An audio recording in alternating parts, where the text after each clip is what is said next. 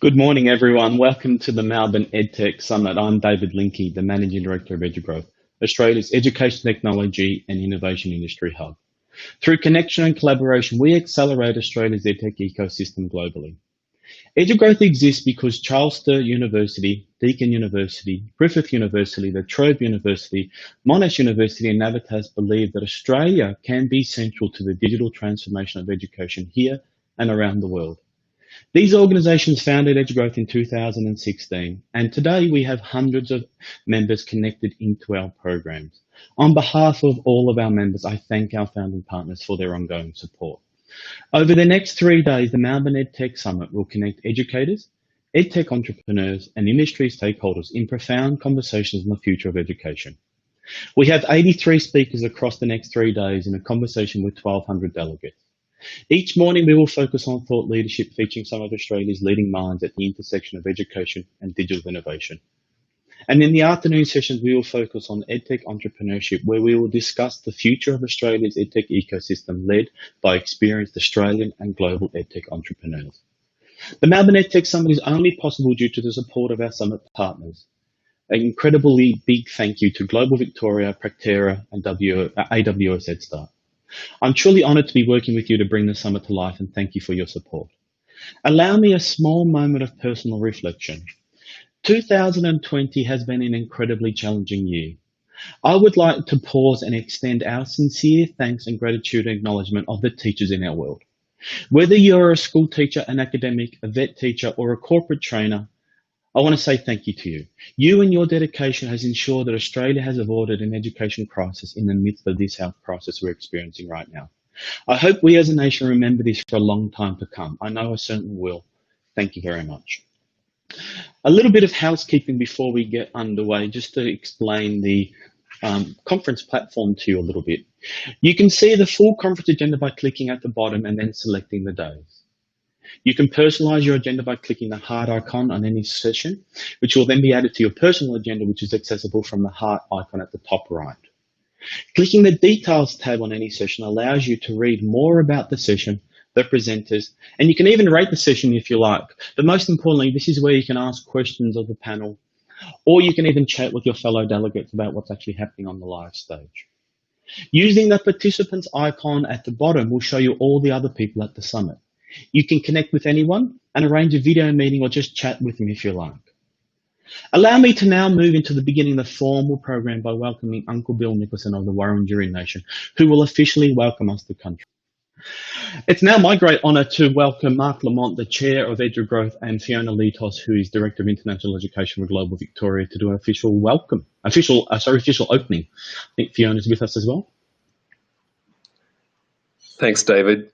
Good morning, everyone. Look, on behalf of EduGrowth, I welcome you to the Melbourne EdTech Summit. EduGrowth is, as David says, Australia's education technology and innovation industry hub. Through connection and collaboration, we accelerate Australian EdTech, the whole system globally.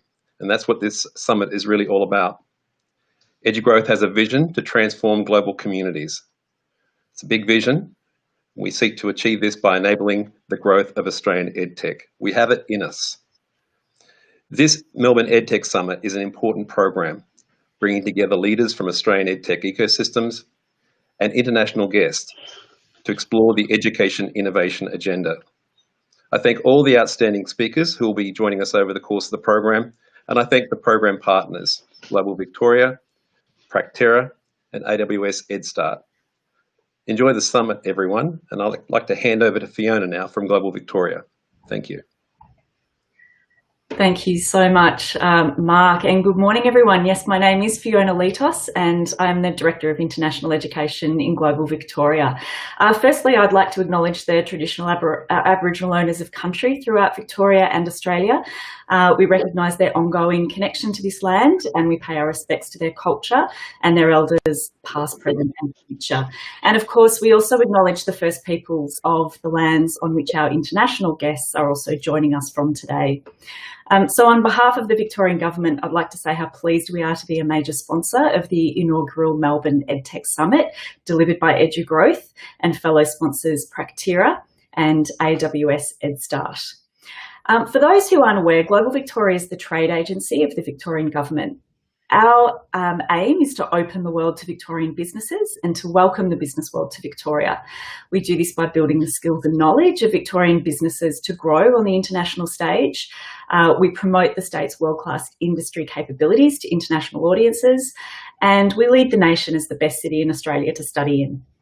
We have an international trade and investment network of 23 offices located in key markets, and these offices can open doors to contacts who can expand your horizons and help make your global ambitions a reality. The Victorian Government has outlined its objective to build Victoria as an EdTech and e-learning hub in its international education strategy. I think that was a question for me. If that's the answer, then say yes. The Victorian EdTech sector is thriving, and it's very well placed to seize the opportunities that a booming global EdTech market offers. Melbourne, Victoria has expertise in the delivery of education services. It's home to world-leading online program management companies and education thought leaders. And we also have a strong reputation in delivering high-quality international education. So Global Victoria is so pleased to be part of this exciting three-day program, which will explore and celebrate EdTech and innovations in education with participants from across the globe.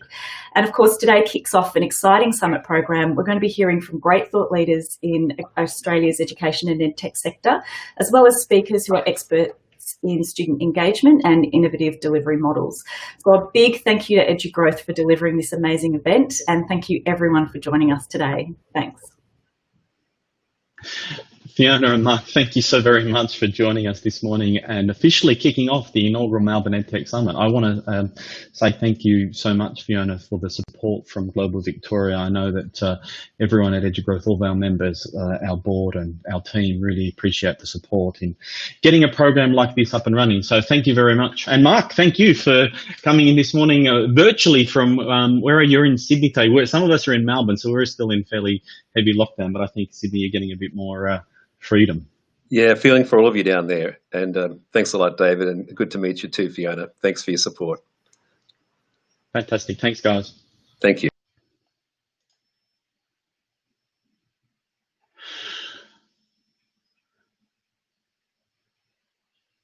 Okay, now that we've officially opened the summit and thanked the partners, acknowledged traditional owners and thanked our teaching community, we should get the first session underway by exploring the Australian sector as a whole with Colette Rogers, partner at Deloitte.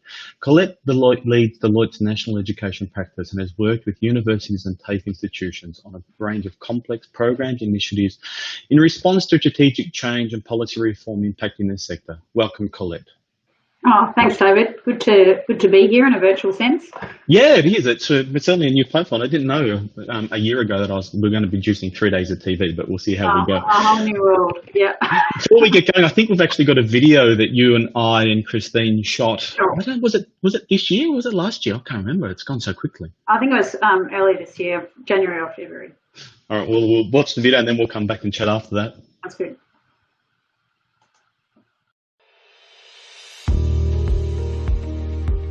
I'm Colette Rogers, the Education Sector Lead Partner at Deloitte. We're really delighted to have this opportunity to release, in partnership with EduGrowth, the 2019 Australian EdTech Census. David Linke, Managing Director of EduGrowth.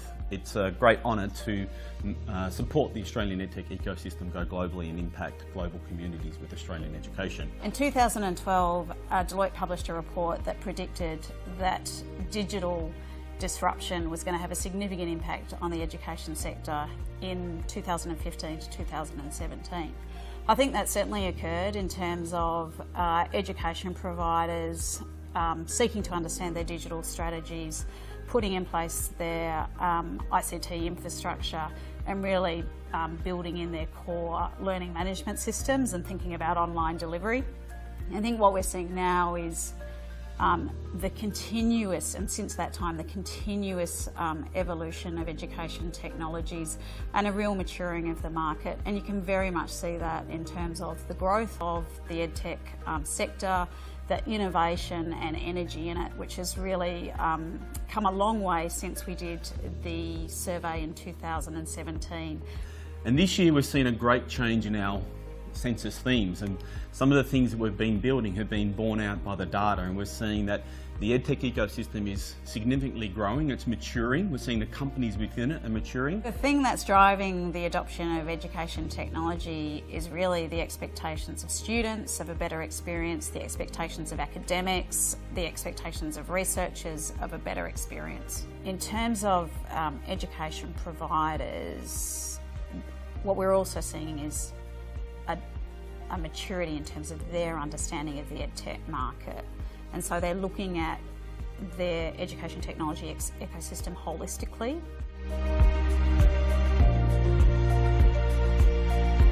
A key insight this time around in the 2019 census is a greater proportion of organisations with higher levels of revenue, fewer startups, more scale-ups, and greater progress, so far more activity as opposed to ideas phase sort of startup. In the early stages of a market, you typically see a lot of organisations very focused on trying to raise capital, whereas in a more mature market, you start to see other challenges coming through, and that's definitely evidenced in this census.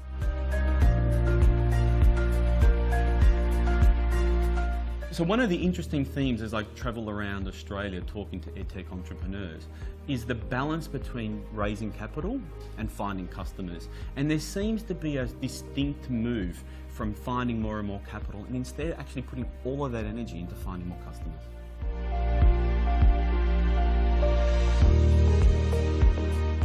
The idea of born global companies is a fantastic idea because the EdTech ecosystem, if you're a successful Australian EdTech company, you are going to be delivering product to offshore students.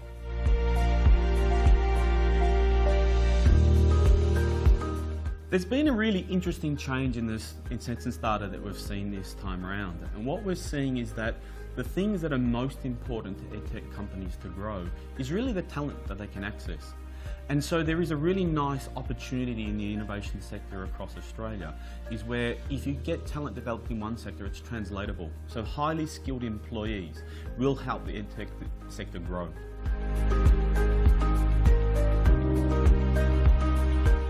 The 2019 data shows a change in the way that entrepreneurs are getting their support, especially in the EdTech space. So traditionally we've been relying upon advisory boards or even formal boards, but they are really heavily invested people, sometimes the investors in the business themselves, which makes it hard for the entrepreneur to get independent advice that may not have implications or ramifications for them. So what we're seeing is that they're wanting informal structures to connect with peers, to connect with colleagues on a regular basis, people who are going on the same journey as them.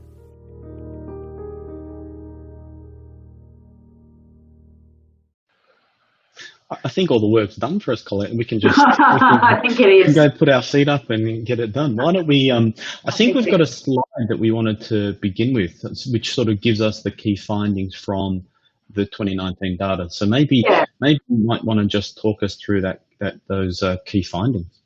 Sure. Yeah, that sounds great, David. Yeah, that was definitely I think a lot of the sentiments and insights still hold true, but definitely a pre-COVID video. Up on the slide there, you can see the key findings from the 2019 census. I guess just to put that in context, so we ran a 2017 National EdTech Census, and then we ran another one in 2019. And as we just talked about in the video, between 2017 and 19, we really did see a maturing of EdTech organisations in Australia. And one of the key things, I guess, just on the volumetrics is there was a near doubling of, or it has been, if I sort of take us forward to 2020, a near doubling of numbers of EdTech organisations. So 2017, there were 350 EdTech organisations. 2020, we're looking at more around the 600 number. But we also in that 2019 census finding, we really saw a greater number of organisations that we would define as scale-ups. And so by that we mean they've really moved beyond the startup stage. So they've progressed from just having a concept to actually being delivery of one or more education services. They've got established customer bases, and they've really got a regular ongoing monthly revenue stream. I think second, really interesting, the future of work was becoming more of a focus for some EdTech solutions. So The percentage of organisations, for example, focused on corporate EdTech solutions increased from around about 24% in 2017 to almost 40% in the 19 survey. And also the percentage of really interesting organisations focused on vocational education solutions increased from about 30% to 40%. So really seeing the focus on work integrated learning and employability coming through in EdTech solutions.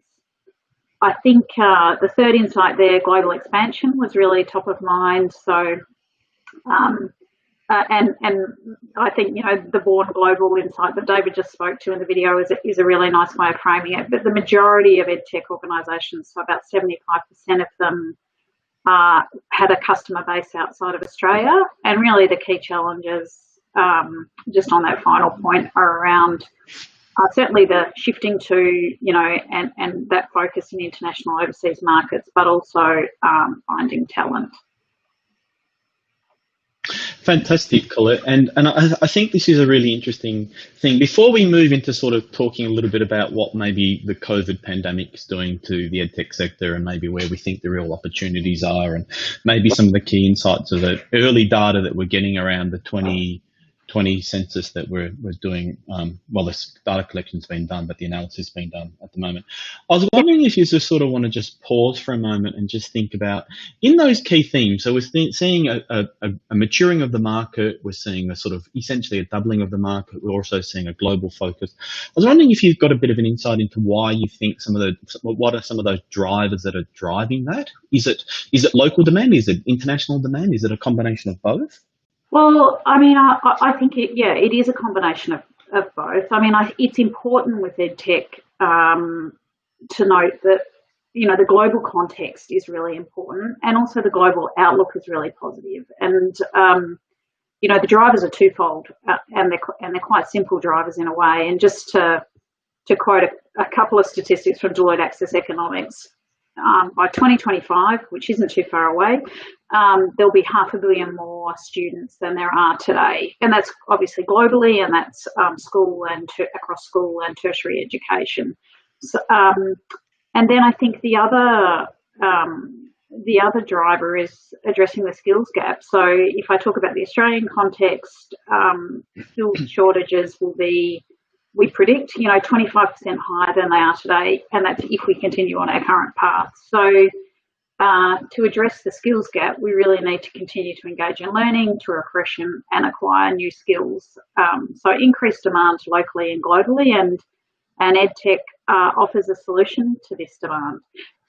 I might just add one other point, which is it's an important context for Australia, important context globally, but it's also really important to think about you know, population growth, particularly as it relates to developing countries and the potential of EdTech to provide much greater access to education in those countries. And I think that's a really interesting point as well, because I think the Australian EdTech ecosystem is connecting into those mega global trends. So we are definitely seeing a movement globally into this idea that workforce and education are really connected, and this future of work in the workforce space. I think we're also seeing a desire to transform within institutions as well. That's certainly happening globally, and Australian institutions are at the forefront of some of that. You know, like we have a incredible decades-long reputation for distance education and online learning. So, you know, being able to convert that into a digital space is sort of a natural progression and so forth. I want to sort of talk a little bit about and sort of spend the next few minutes talking about what sort of themes are we seeing from a COVID perspective in the latest data that we've collected, and then maybe some of the themes that you're starting to see in the 2020 data. Yeah, so we've thanks, David. So we've run the EdTech Census 2020 just over the past few months, so during COVID, and I think so early findings, the data's just in, but really the big theme coming through for 2020, not surprisingly, is expansion. So the top 3 focus areas for EdTech organisations were, so firstly, finding more customers, not dissimilar from what we've seen previously, and the other was talent.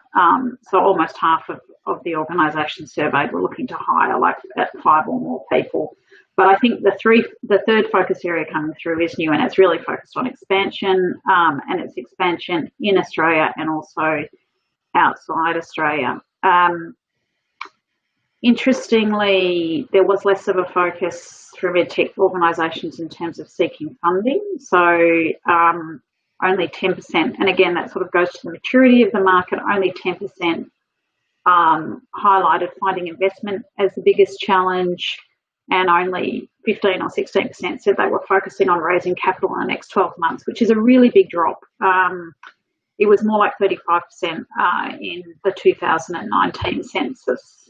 Can you give me those stats again? Sorry, Colette. Yeah, so just on that last one. So to be specific, 16% of EdTech organisations said they were focusing on raising capital in the last 12 months. Yep. So in the period, up including COVID, and that's down from 33% in the 2019 census. So that's quite a significant drop in terms of organisations focusing on raising capital during the COVID period.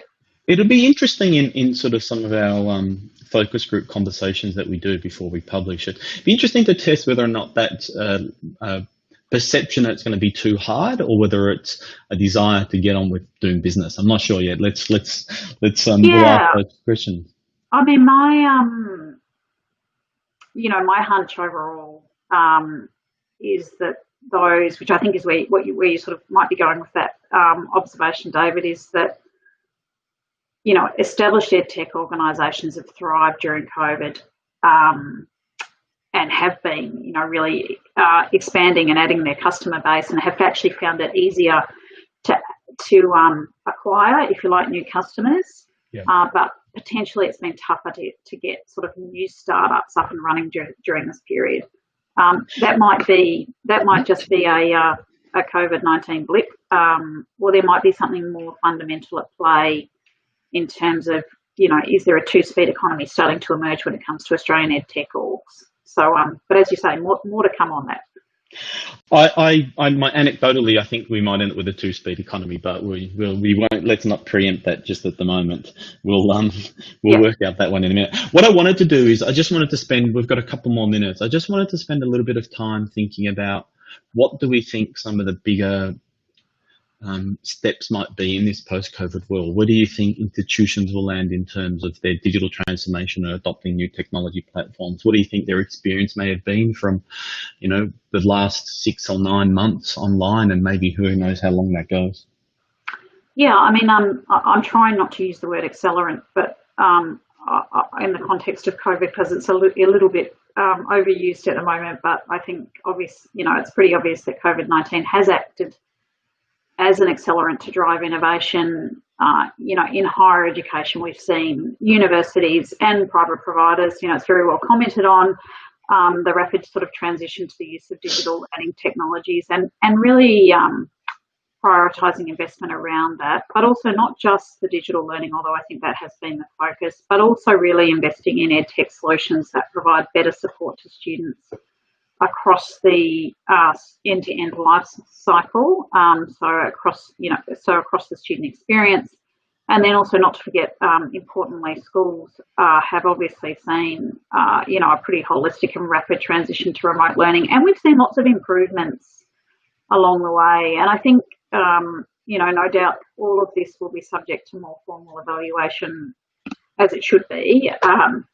But I think the changes have and actually will be pretty profound. I think particularly when we're talking about schools, it's really changing the relationship between parents and children's learning, because it is happening in the home, and the level of support and types of support that children and parents need.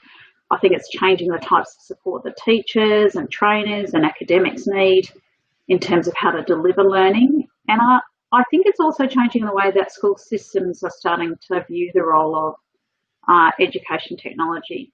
And I'm not saying that it's the end of the physical campus, but I think it does mean that many students and teachers or academics have been engaged in EdTech in a way they haven't before, and they won't be going back.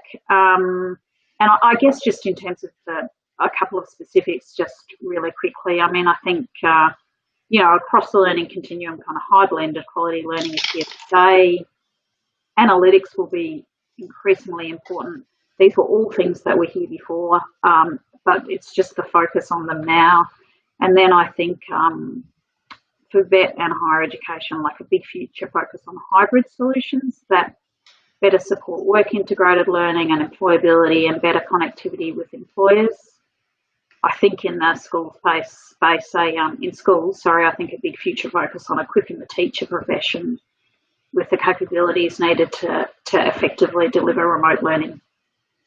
Fantastic, Colette. Thank you so very much for the insight from the data that we've been working on collaboratively over the last few years. And it's a really important point that I acknowledge and thank you, Deloitte's partnership as a strategic partner of EduGrowth. There's no doubt that we need your support, and both, you know, intellectually and with all of the work that you guys do for us. So thank you very much for participating this morning. Thanks, Colette. Thanks for the opportunity, David. Thanks a lot.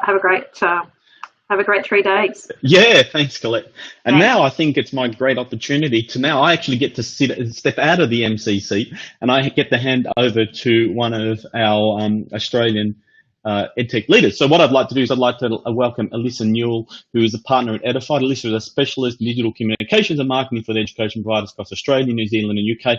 Welcome, Elissa. Thanks, David. Good morning, everyone. Thank you for joining us today, wherever you are.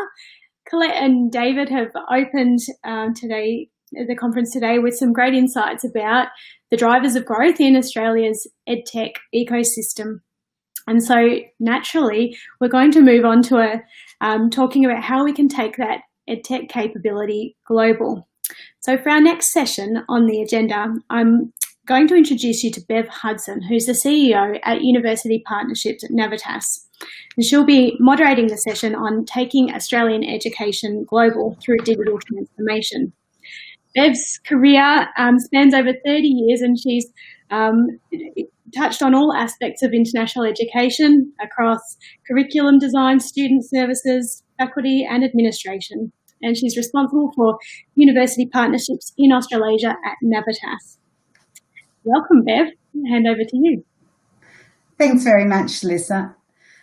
It's also with great pleasure for me to introduce you to our next speakers, Emeritus Professor Beverley Oliver and Professor Susan Elliot.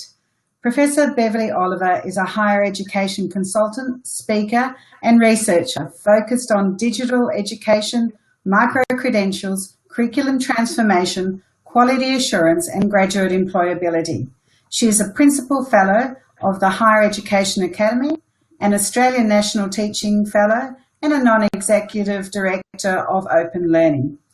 Beverley is past Deputy Vice-Chancellor Education at Deakin University, past Deputy Chair Universities Australia Deputy Vice-Chancellors Academic and past Deputy Chair of EduGrowth. Welcome, Beverley. I'd also like to introduce Professor Susan Elliot, Deputy Vice-Chancellor Education at Monash University. Susan leads a dedicated education portfolio and is focused on actively promoting engagement and advocacy in shaping the university's education agenda. She is a Fellow of the Royal Australasian College of Physicians and past Deputy Provost and Deputy Vice-Chancellor International at the University of Melbourne. Her many appointments on national and international committee include being past president of the Australian Pacific Association for International Education, or API. Welcome, Susan.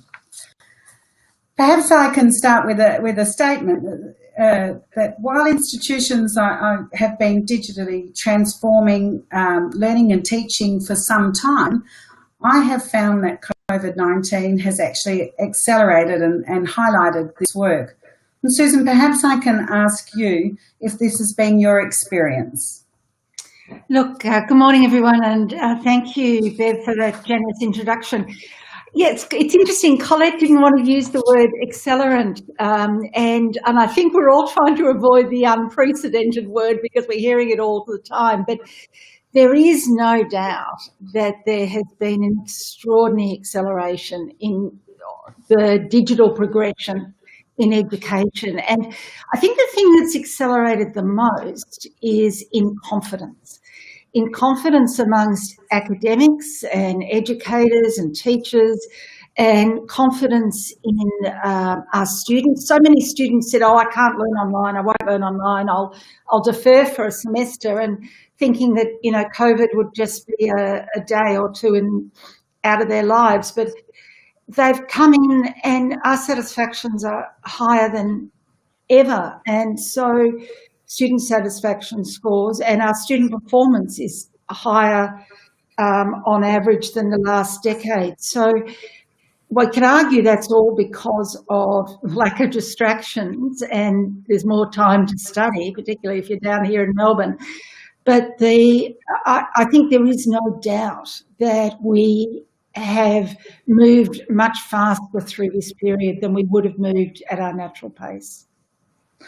So just while I have you here, how many of our students have found that they're worried about how they're going to do the exams, especially our students that have actually started their programs offshore when they intended to be face-to-face.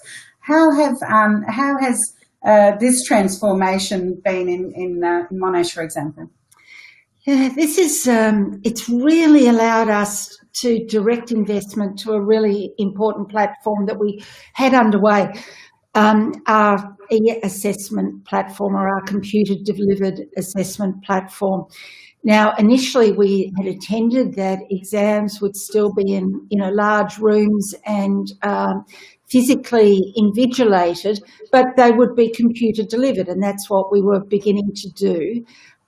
In part to cut down the enormous amount of paper we were using, but also to deliver a much more authentic experience for students and to be able to use a whole range of question types that aren't possible in a paper environment. So we were heading down that way, and because Monash is on a number of continents, we've got campuses in Malaysia, China, India, and a presence in Italy. We have long had to try to do synchronous exams, and we've been doing that in paper mode. But with this pandemic, we have accelerated, sorry, that word again, really rapidly to develop remote invigilation capability. We looked at outsourcing that, but couldn't get the reliability, and when we piloted it, couldn't get the reliability that we needed. And so we run 360,000 exam sittings a year. That's not the individual students, that's the exams. We're really Australia's largest university. And we have managed to get a 97% submission of exams. Interestingly, in paper exams, only 90% are submitted in the room. So 97% was a really good outcome. And we've used a system that works in our Moodle platform that can be used on any of the LMSs, and was built within the Moodle system, and has an invigilation platform that we've developed. At the moment, it's high touch, and it's one invigilator to 4 students, but that's because almost all of the students, except for those needing special circumstances, are doing their exams from their home. And so we've got, remote invigilation across, we've got 6,600 students studying offshore, so it's remote invigilation across a whole range of networks. We've had to set times in that, one of the challenges obviously is time zones. We've decided that it's only reasonable for you to sit an exam not beginning before 8:30 a.m. local time and not ending after 11 p.m. local time. It's still a long day, but that's meant we've had to do special arrangements for those in the Americas and in parts of European time zones. But for the most part, we've been able to have synchronous remote invigilated exams with a high success rate. And I must say, students much prefer it. They just hate being sat in a room and writing for 3 hours. No one handwrites anymore. So the format has proven really successful for us. Well, speaking of the student experiences, Beverley, perhaps I can bring you in now. And what are some of the benefits we're seeing for students with remote learning? Well, I think there are all sorts of opportunities and challenges coming at us, Bev, and I congratulate Susan on that massive transformation. That's wonderful. And I'm going to pick on those two words as well. One was accelerant and the other one was confidence. And it's great to see those two things now pushing us towards grasping this opportunity with both hands. And the reason I say that, Bev, is the world of learning has changed. We've seen it, it's happened. So, you know, for 10 years prior to this, 20, 30, 40, some universities taught in distance mode since they were created. Many, in fact.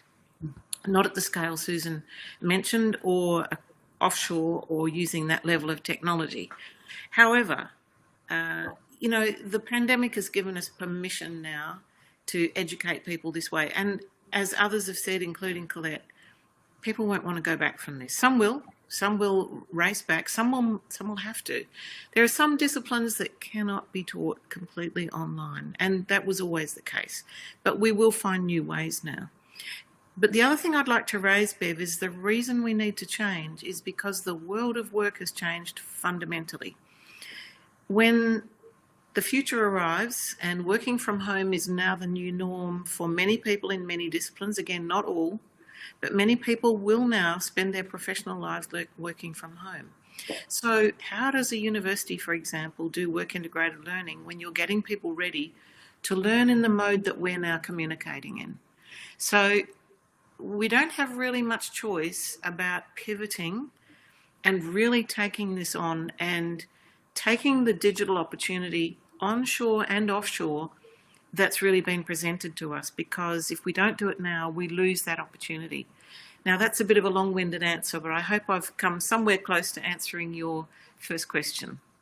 No, definitely. I think it's some of the challenges that the students have faced that Susan mentioned before, in reality, didn't eventuate for them once they had the opportunity to learn.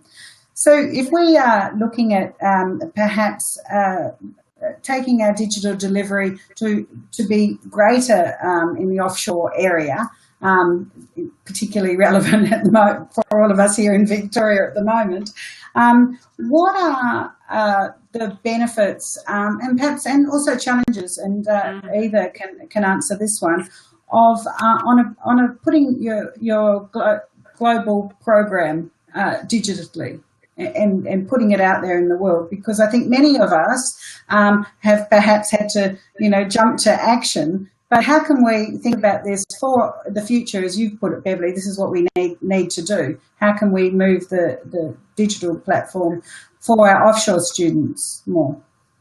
Susan, perhaps. Oh, thank you. And I know Beverley's got some really good thoughts on this, and I'm going to lift one that, you know, she explored and then hand that back to her.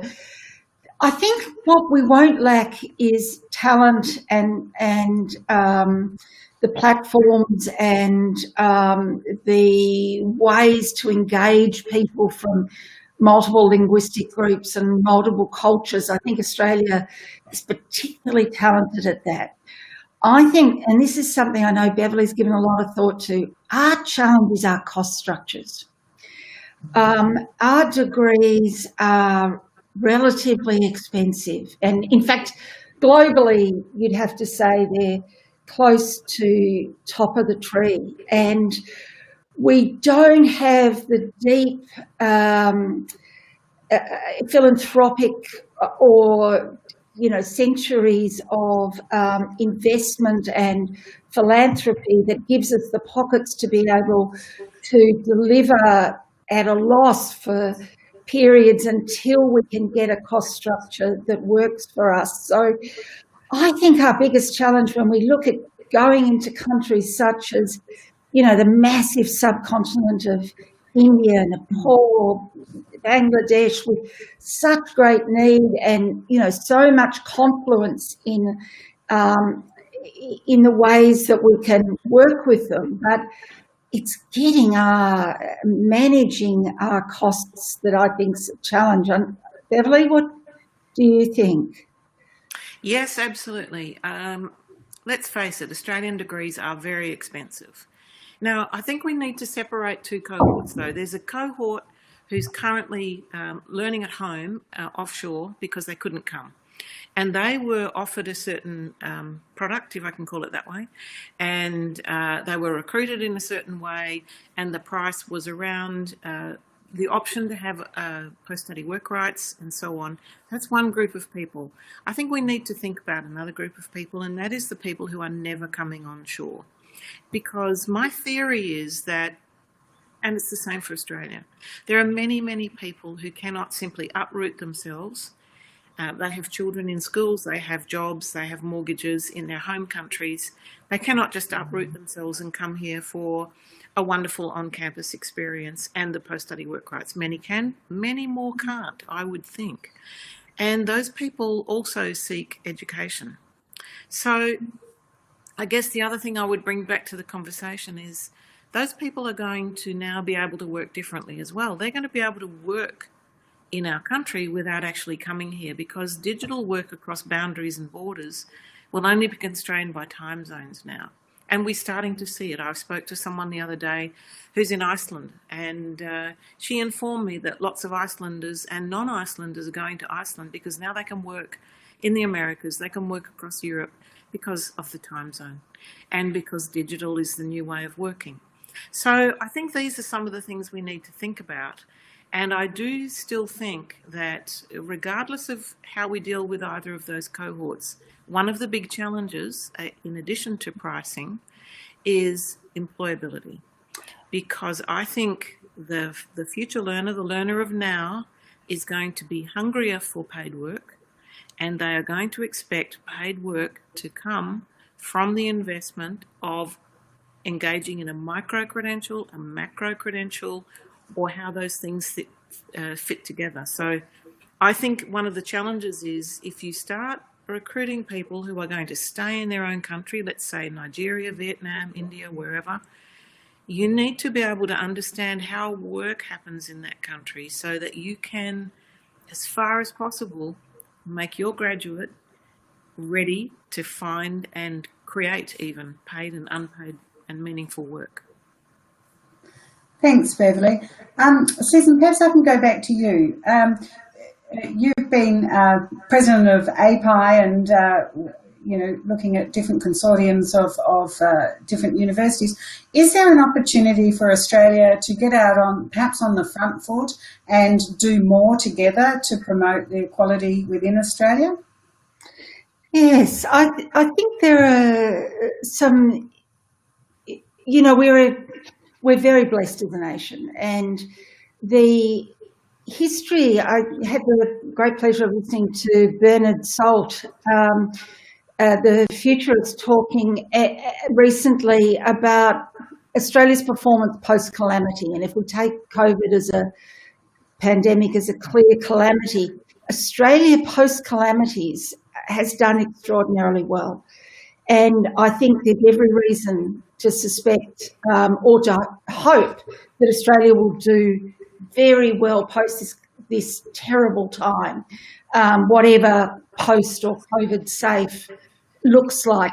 And now's the time for us to be preparing for what those steps are. And I think Beverley has identified what is going to be really important post-recession, depression, the employability link with our work, with education, how we do that digitally and across borders, and one would think that that's going to need partnerships, in that we international partnerships are the norm for Australian, universities and for other education providers. It's what we do. It's what we do naturally in research. It's what we do increasingly in education. But I think we're going to have to think much broader than the typical university partnership. I think we're going to have to think and test ourselves in how do we link either sort of a tripartite with industry or employer organisations and an in-country university, and also in terms of equality and addressing the deep divides that we have, within our nation, particularly between Indigenous and non-Indigenous people, and then the inequalities you see between us and other nations. How can we use this new technology in a way that most enables people? And I think that's the exciting thing that should be a driving force as we're making our plans for the next, 5 years, the next decade. Beverley, you spoke of employability and working with industry. How does micro-credentialing fit into this? Is that another platform that through micro-credentials we could tap into to enhance the reputation of Australia, but also the employability for students? Look, I think that is the obvious opportunity. And of course, we're not new to it. We've been doing it for a while. Back in 2012, we called things MOOCs, and now we'd probably classify those MOOCs as part of a micro-credential offering. One thing we need to do is decide what we mean by a micro-credential, and I think we're getting close to that, where most definitions of micro-credentials or alternative credentials these days work around the idea of it's anything that's not quite a full qualification, a full recognised qualification, so a short course and so on. There are some other parameters. Some people believe they must be assessed and not just participation and so on. So there is an obvious move to this and an obvious move by industry, I think. In fact, industry are offering their own micro-credentials, and sometimes universities and higher education providers are just trailing behind and playing catch-up. I would like to take Susan's point and say that yes, we absolutely need partnership, and this has to be deep partnership where we actually co-create these things with industry. Industry as the lead partner and the educator as, if you like, almost the secondary partner, because industry has the jobs. They know where the jobs are, they know what the skills are that they need, and education has the education expertise. Now that is how it should be. Bring those two expertises together.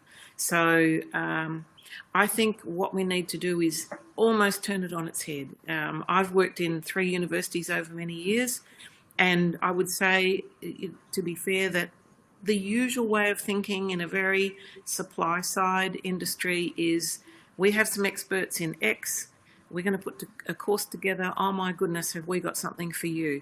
And we didn't always start from what would happen to those people when they actually had done the degree. We gave them, if you like, permission to hunt for a job, permission to hunt for employment, which is, that's how it is. But that has to change. And I think what we need to do now is actually have a deep embedding with industry partners who have positions that they're trying to fill, and almost come to the idea of offering a bundle that is not just here's a credential and we're going to charge this much money for it, but we're bundling together a position, even limited numbers of positions in this industry with this employer, and we're going to co-create this educational offer together. We're going to co-assess it. We're going to have much better assessment. We're going to have feedback, which is constructive advice on how to improve your performance in this field. And I think that's where we need to come to really enhance the value proposition for our learners. And I'm particularly talking, Bev, about learners across the lifespan. I'm not necessarily talking about the first degree, a bachelor degree that most people go through. I think a lot of people will go still through that experience, and often it will be back on campus when we can be.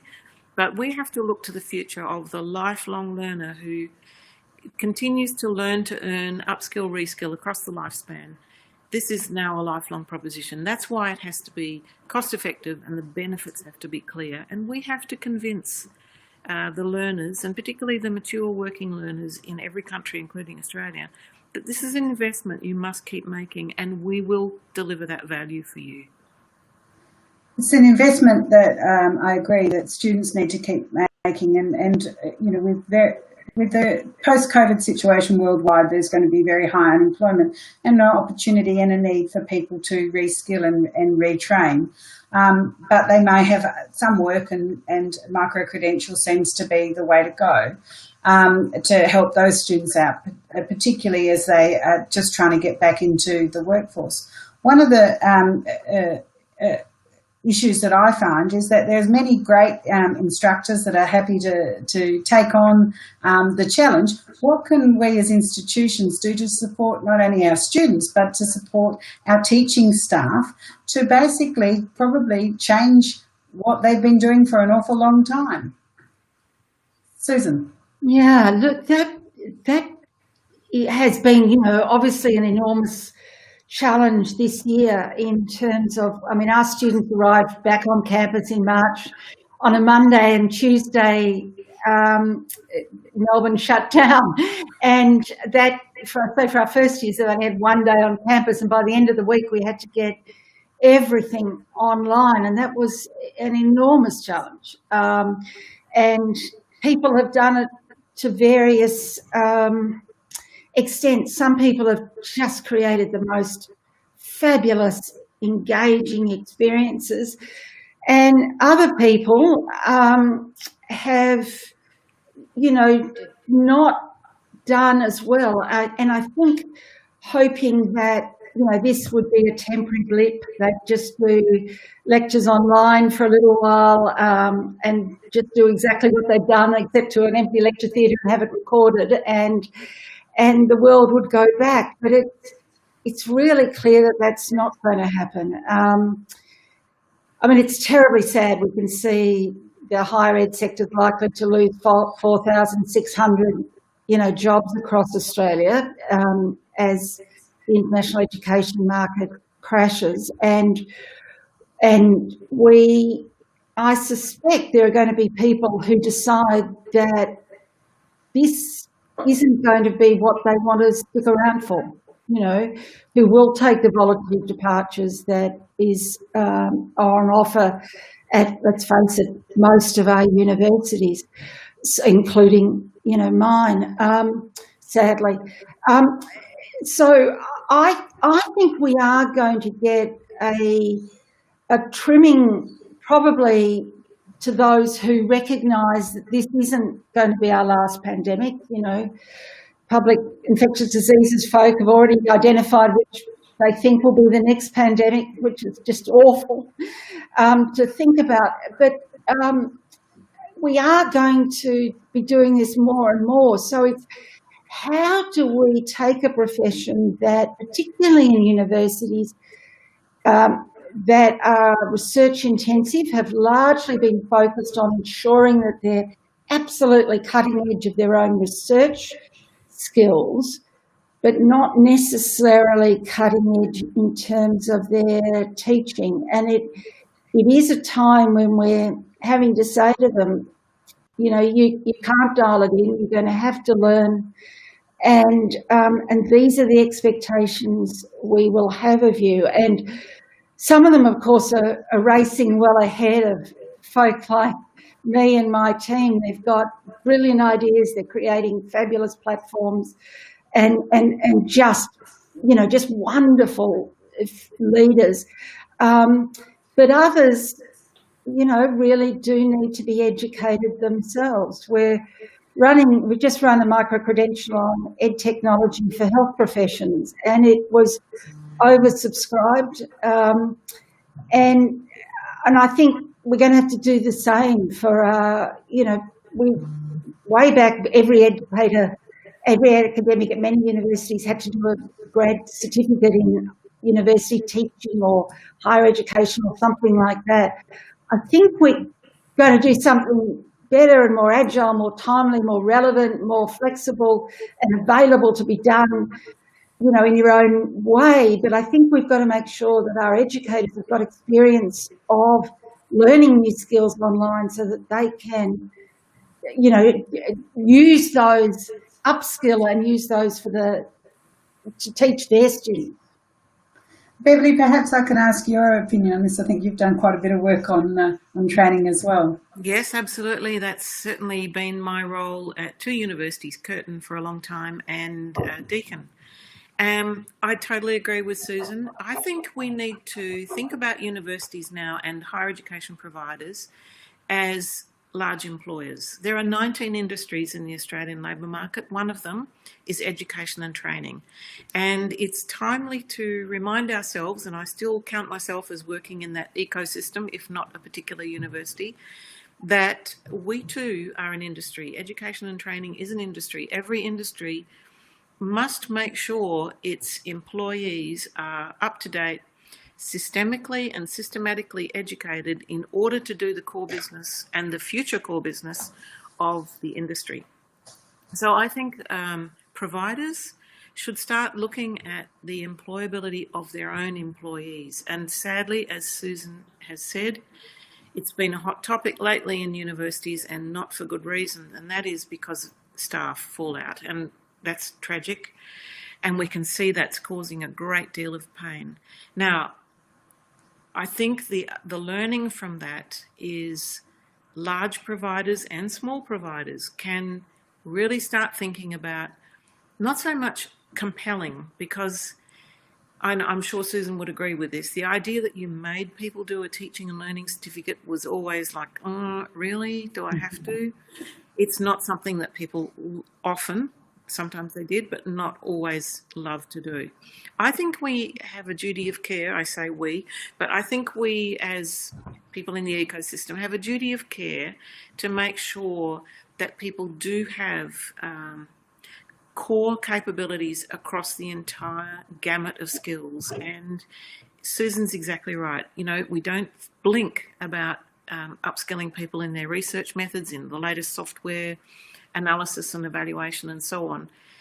But teaching and learning's become a chore. Well, for people's own employability in the sector, we need to make sure they are future ready. So I think this is a wonderful opportunity again for leaders to think again about redefining how this sector works and how it looks after its employees. And I'm not suggesting that no one's been looking after their employees, but we need to be more realistic about what is the upskilling and reskilling that people working in the higher education sector, for example, need in order to return to learn to earn, if I put it that way. It's the same as all other industries in many other ways. So I think it's a chance to rethink it and put something together which is agile, which is future focused, and that people are eager to engage in. And I think some of the examples that Susan's given us are examples of grassroots ideas and movements, and these are often the things that really catch on. So I think it's going to be really exciting when we get past this difficult stage, I think. Well, let's look at, when we do get past this difficult stage, let's look at the next 5 years and what do we envision in this new era of education. Perhaps, Susan, you know, is mixed mode or partly in person, partly digital, is that something that we'll look for in the agenda? What do you see in 5 years' time? Look, I think we were heading mixed mode. We were certainly getting rid of the large chalk and talk type lecture where someone just exposed 500 people to their brilliance for what was an hour and difficult to concentrate on. But it's fascinating to look, you know, the data we're getting on how our students are coping and how satisfied they are and how they're performing during this time. I think is really going to be informative as how we go forward. The postgraduates and people over 25, which, you know, there's a big overlap in those two, students over 25 are thriving in this environment. They are much preferring online learning, and most of them don't want to come back unless they're international onshore in Australia, where they really do want face-to-face learning, because that's such an important part of their networking in Australia.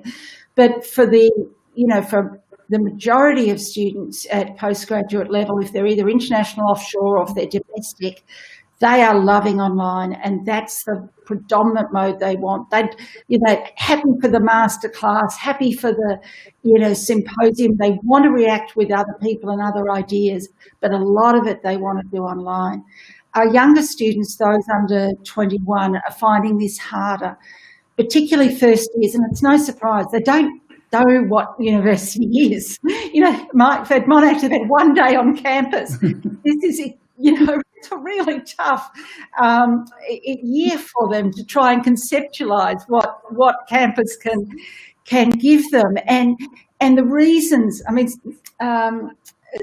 Stephen Parker, the former Vice-Chancellor of Canberra University and a great educational provocateur, describes undergraduate degrees as intellectual national service. It's what that, you know, those who go to university do it from the ages of 18 to 21, 22, 23. They make their friends often for life. They get their grounding in their degree.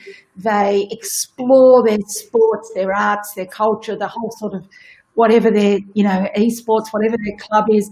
They often, you know, make their life partner. There is so much social embedding in that while, and in that I'm talking about the young school leaver undergraduate, very distinct from the mature-aged undergraduate who has a very different approach. It's interesting, of all of our students in the Student Satisfaction Survey, the happiest group are the international offshore students now who are studying online. Now, I think it's because they are in their home, they're with their friends, they are, they're happy with obviously the education they're receiving online, but they have the social networks that they would normally have, and they're saving money of living in Australia compared to, you know, the other cohorts here who are feeling a lot, especially in Melbourne. You know, the restrictions are so challenging. So I think it's going to be, just like your preference for bread or cereal or ice cream flavours, we're going to need to have a whole lot of different offerings that meet what we know about neuroscience and the science of learning, but two, meet the age and stage and circumstances of our learners.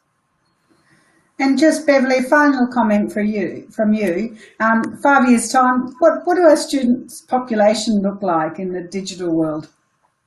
Well, I'm not sure about the students. I'm going to pivot slightly, Bev. I'm going to go bigger picture. And I'd like to kind of call out really to EduGrowth's main constituents, its members, the startups and scale-ups who are coming up with clever ideas, business ideas to help the education sector, the edu startups and the edtechs.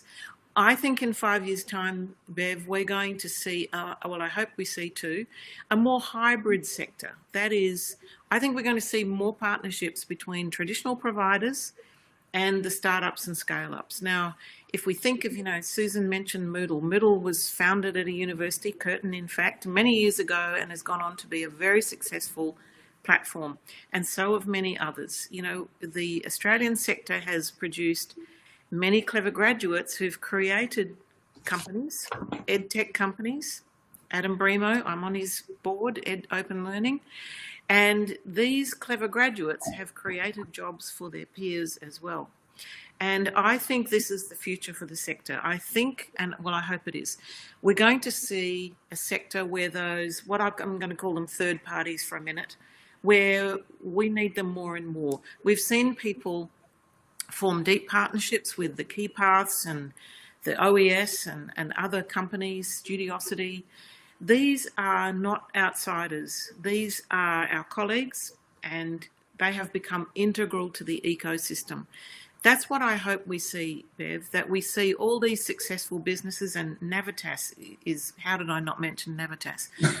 One of the most successful examples, that we as a broader ecosystem, including the private and independent providers as well, we become a richer, more diverse and integrated, because we've all got something to offer. And if you think of all the cleverness that's come from the startups who've become scale-ups and very large companies, the sector is much improved, I think, for their contribution. So I'm hoping in 5 years' time, Bev, we continue to see this part of the sector really grow to help us all educate whoever is in the sector. And I agree with Susan. I think if we're clever, we will engage more with the mature learner. Yes, the undergraduate school leaver, I think they will continue to come. But Working Australia really needs an education system that engages with it and provides value. So those two things, I think, from me. An excellent place to end. Thank you, Elissa. Thank you. Before I let you go, we've had a couple of really interesting questions coming through from all of you who are watching us today. I guess going back to the conversation that was there earlier around pricing and around some of the thinking that Australian providers might need to do if they're going to access different markets globally. So there are a number of different sort of business model innovations being explored by other universities around the world. And the example that someone suggested is around Georgia Tech. They're offering a master's degree for $10,000 for the digital version, whereas their on-campus version is $70K. Is this something that you could see applied in the Australian context? Absolutely. And I think many universities, their online versions are less expensive than their on-campus versions. Some universities have gone down the path of saying, look, the degree, the excellence of the degree, the quality that goes into it, the brand of the degree with which you graduate is exactly the same whether it's online or on campus, so the cost will be the same. Others have differentiated. I think there will be pressure on us to differentiate more than we have done, and that will require different business models, which will include partnerships, because universities in relatively high-cost models we can't compete with the cost at which many commercial entities that Bev has just mentioned, we can't run at that cost because of the arrangements, the enterprise bargain and other arrangements that we have. And so partnerships are critical, and that's what we're seeing. Thank you. The next question I might throw to you, Beverley. There's a note from one attendee they've had some involvement in setting up an offshore learning centre. One of the things that a lot of universities have done in response to this calamity. I like that word that you quoted from Berget. That's a great phrase. But they found that the focus of that offshore learning centre was really about still trying to encourage and attract students to eventually move through to Australia. And so the question is sort of, how do you think that Australian universities could better leverage their offshore models to do something a bit better, something more cost effective, something more sustainable, something a bit broader in thinking? Do you have any ideas around that? I'm not. I think you mean me, because there are two Bevs in the conversation. Yeah. And I think some of this one, Bev knows more than I do, because it's about the offshore experience. But before I just pass on that, I do think it's where I went back to, earlier in the conversation. It's a different model. It's a different group of people. So, and my experience is the recruitment process for an offshore to come onshore learner is entirely different skill set from recruiting the offshore learner to stay where they are and actually engage completely digitally. So I think we need to separate those two things. And because I think there's a whole large underserved population who, if we did think about price, I'll reference the last question as well. If we think about price and we think about scale, the reason Georgia Tech was so successful is because they got scale. And I'll give a counterexample of Illinois Urbana-Champaign, who actually cancelled their on-campus $80,000 odd experience in the MBA and actually just went with the much cheaper, I think it's $22,000 US, MBA on Coursera. Macquarie is doing something very similar here, a $33,000 Australian MBA running alongside that campus experience.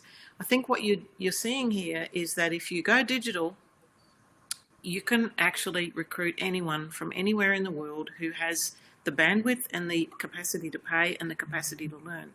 That's a much bigger population than if you're geographically bound to a particular city. So I'll pass over to Bev now, because she might have more to give on that offshore learning centre, I think, than I do. Great. I just to add that I do think it's not one size fits all, and there are the different groups that we have to think of them very differently. For students that are coming to Australia to complete their studies, I think it's very important that we prepare them for that journey that they want to go on. Students that are studying in an offshore experience do need some sort of connection, and we have to not lose sight that it is not just necessarily the learning that will do, but they do need a connection with their peers. And I think that that's very important. And that's what we're finding in the work that we're doing in the offshore world, that a lot of the students that are happy to stay in a digital mode at the moment, they still want the connection. They still want that digital campus experience of some sort, so that they're connecting into the institution and also feel part of the institution. Thank you. Bev, I'm not going to let you run away just yet. Talking about that digital campus, what's your prediction? Do you think that, say, in the next 5 years, the digital campus will be the main campus, or are we going to be flipping our language around, or is that sort of too soon to be thinking that? I think that in my experience, my understanding is there are a lot of students, international students, that do want a campus experience. They do want to meet with students. So I think this is the difference, perhaps, from the first degree to online learning forever, MOOCs and those sorts of areas. But I think that we have to seriously think at some legislation changes for international students when they come to Australia, so that they get the best of both worlds. I do think it might be a hybrid for the short term. Okay, thank you. Look, thank you.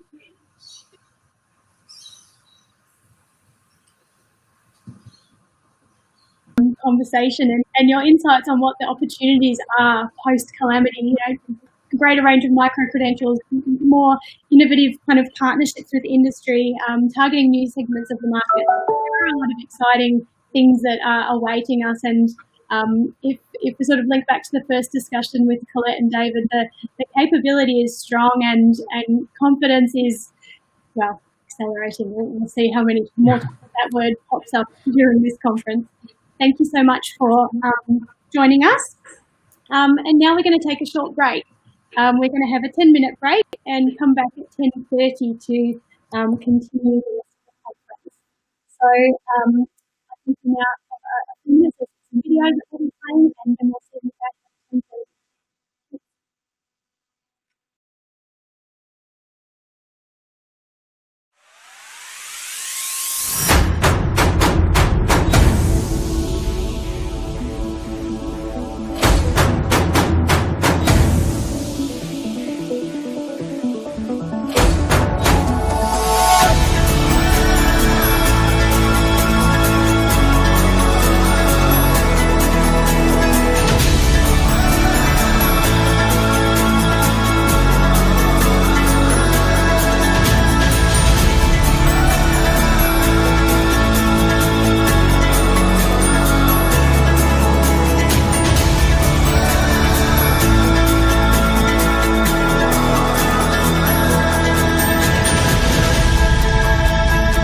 The export opportunity is really all about getting yourself out there and being able to actually expand your network. And our vision is to serve 2 billion consumers, and we want to create 100 million job opportunities globally.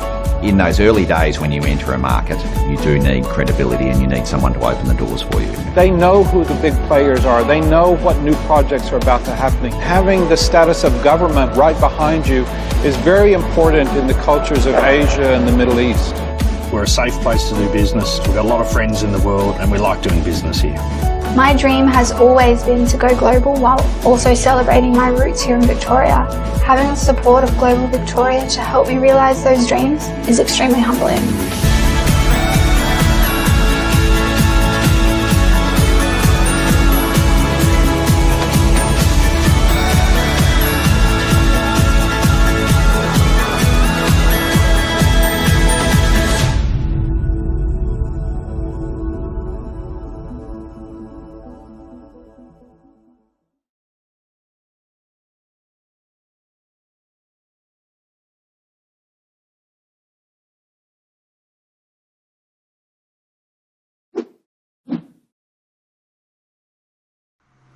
Here at Pivot, we know and celebrate the importance of feedback. With more than 750,000 students responding to our classroom surveys in 2019, we know that asking students about their experience is one of the best strategies for providing actionable feedback on teaching and learning. The world of education changes rapidly, with new technologies and approaches introduced every day. This is why student feedback is more important now than ever before. Since 2015, Pivot's Student Perception Survey has helped schools gather feedback that matters. By asking the people who experience your teaching daily, you'll gain a better understanding of your practice while building student voice. The survey is completed at different points during the year, giving students a chance to share their perspective of new initiatives and strategies. You'll also be able to get immediate, actionable feedback on student wellbeing and connectedness. Our Student Perception Survey provides a perfect opportunity to get a holistic picture of the student experience and takes less than 10 minutes to complete. Features of our platform include an easy-to-use interface, confidential results for teachers, insight-driven reports that provide the right level of data for every user, a strengths-based approach, targeted recommendations and resources that you can use the very next day, and short pulse check surveys you can create to receive instant feedback. Pivot can help you collect the most important feedback in your context to deliver the right insights at the right time to the right people. Student feedback is the key to unlocking a learning environment that empowers students, teachers and leaders to make education better for everyone. Reach out to us today to get started.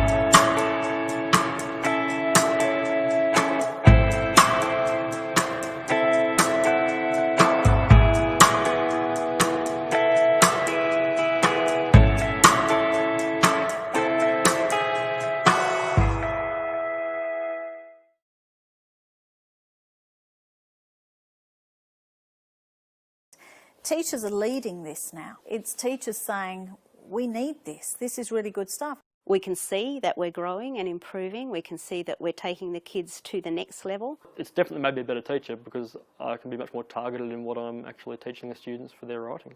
Once your teachers use it and see the benefits from it, they get excited. I find this really exciting because it's the next step forward for us. Brightpath has a number of pluses for us. The first one, it will give the teacher direct information. The second thing, it will show the teacher what to teach next, the so what.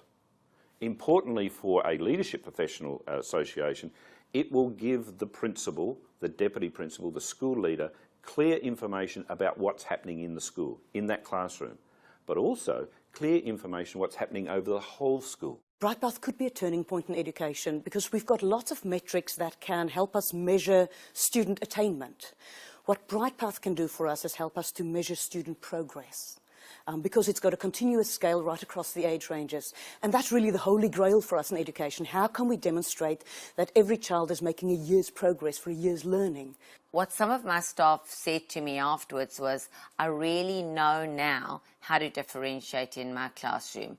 I've got the tools, the structures and the data to support me honouring the learning pathway of my students. This is powerful information, and you know, the profession as a whole don't really understand yet the true value of Brightpath at this point in time. This is going to lead to so much more growth in teaching and learning than we've ever seen before.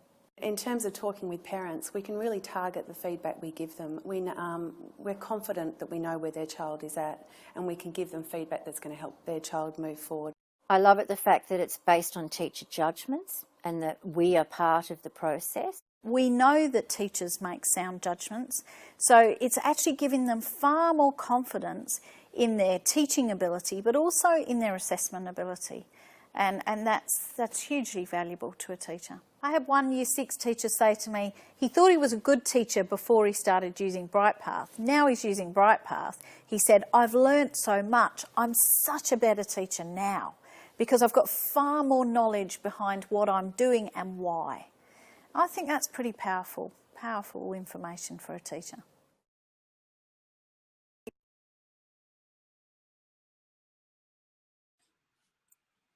Hi everyone, welcome back to the second half of today's agenda.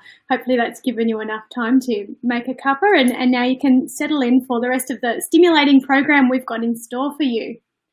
Our next session today is going to be about engaging offshore learners with digital delivery, moderated by Helen Hartnett from Global Victoria. So I'd just like to introduce you to Carolyn. She's the Acting Manager of Strategy and Policy, International Education at Global Victoria. Carolyn manages a team of data analysts and policy advisors and is passionate about ensuring the education sector is positioned for future global growth by embracing digital technologies. Welcome, Carolyn. I'll hand it over to you. Thanks so much, Elissa, and lovely to see you. So I'd now like to introduce the next speakers that we're talking with today, and that is Adam Brimo and Ivar Berget. So Adam is Group CEO and Managing Director of Open Learning Limited, a global online education platform designed around the principles of social constructivism that enables 116 education providers to deliver courses to 2.5 million learners. Ivar is an experienced strategy professional with a diverse background. As Executive Director of Strategy at OES, Ivar is responsible for the company's strategy and developing growth priorities, including new markets and products and services. Welcome, Adam and Ivar. Lovely to have you here. Great to be here. Thank you, Caroline. Yeah, so today we are talking about engaging offshore learners with digital delivery, as Elissa mentioned. We've just heard how Australian education can impact learners around the globe without them having to physically relocate. So we had a great session just previously with Susan and Beverley and Bev. And they talked a little bit in that session about the two different cohorts of students that we have happening with digital delivery. So students who were expecting a face-to-face course but are now happy to study online. A recent IDP survey indicated about 51% are happy to start online and then transition to onshore learning down the track. And then mature learners, so professionals who are looking to upskill. We've also seen a rise in the offerings of micro-credentials or short courses in Australia and around the world. The Australian government recently introduced a trial of the undergraduate certificate, which is a 6-month short course delivered online in areas of national priority. And a number of Australian unis are also opening offshore study hubs for students to study online until borders reopen. So a lot of different activity happening at the moment. So what are some of the different opportunities around digital delivery that we should be considering? And Adam, I'll throw to you first to have a crack at that. Thanks so much. It's great to be here. Now, I think from my perspective, obviously there are many opportunities out there, but I think it's a great challenge to identify which ones actually could be feasible for an Australian education provider to go after. So some of the things that we're seeing in Australia and around the world is a big move towards micro-credentials. And micro-credentials, I think, hold a lot of promise for Australian providers because they could enable providers not just to deliver courses domestically that meet skills demands, but also to unbundle qualifications and offer a portion of the qualification as a micro-credential and could be a pathway into an Australian degree program. Now, some of the greatest challenges I think that we've seen include the ability to deliver a program to a high enough standard at a low enough price point. Because most online programs, most online courses out there, that people might be taking, like let's say, for example, it could be across the US or it could be across Southeast Asia. There's been a proliferation of online courses, sites like Udemy, Coursera, and many of these websites. But the quality of these courses is somewhat in question, particularly, on some websites where people are just watching a video and doing a quiz. Now, that course might promise that you could become a data scientist, but obviously we know that's not going to, that's not going to get you a job in data science. It's not going to deliver the depth of learning that you probably need. Now, the challenge is, how does the consumer discern that from what could be a very high quality course from an Australian provider at a much higher price point? And is it possible to both lower that price point for the offshore market or domestic market, but maintain the same level of quality that we would expect from either a single unit in the degree program or a short form degree itself?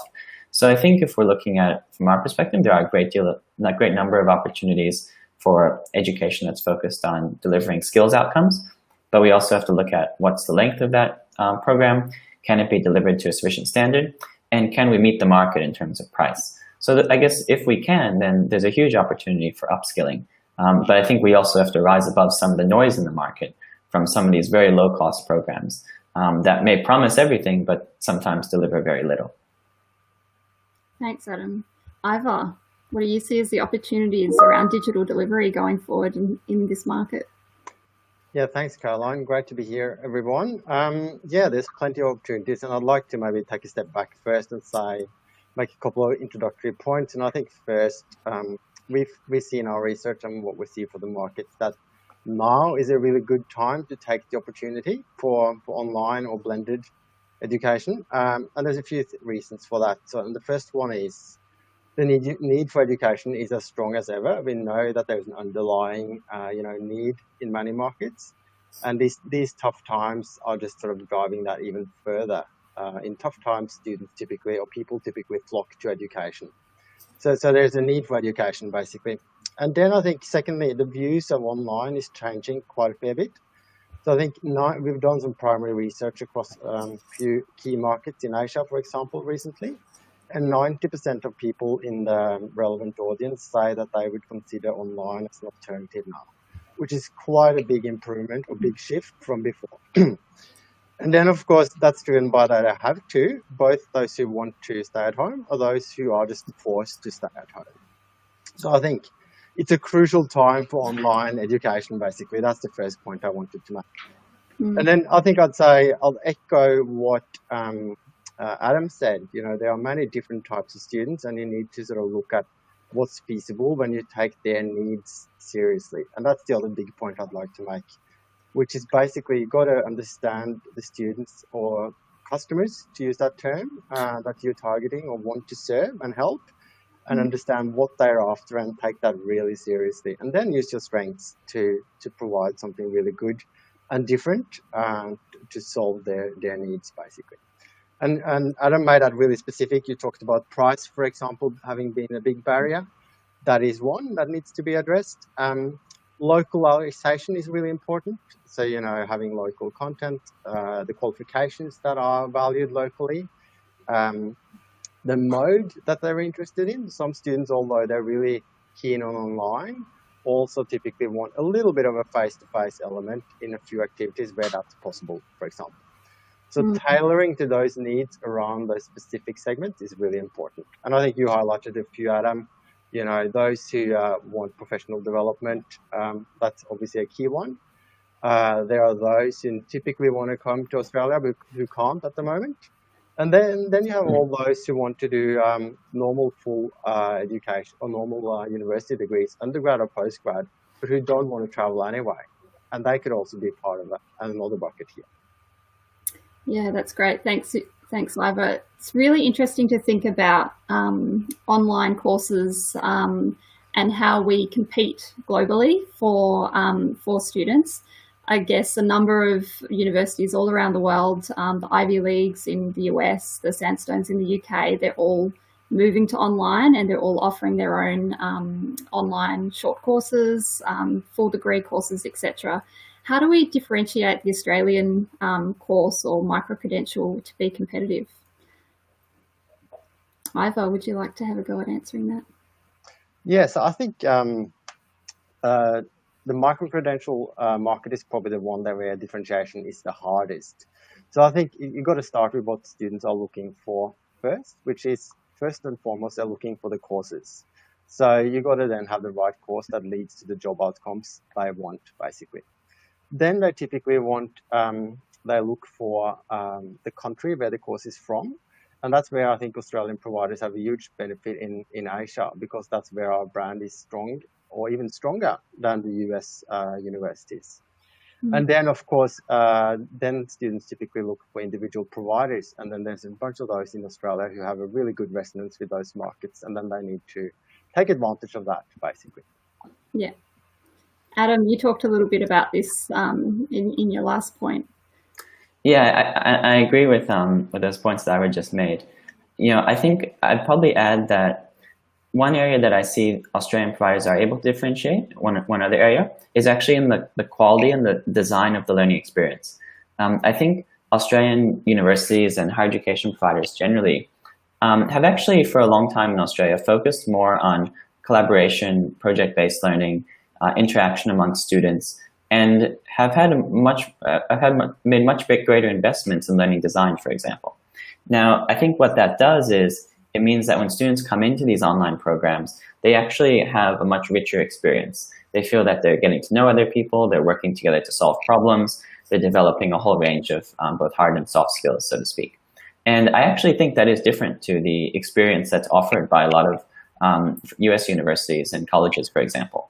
If you look at a lot of the courses from a lot of US providers on Coursera or edX, we find that they're actually very sort of content heavy or individual in some form, in that students go in, they watch something, they take a quiz, they do an exam, maybe there's one project at the end of the course.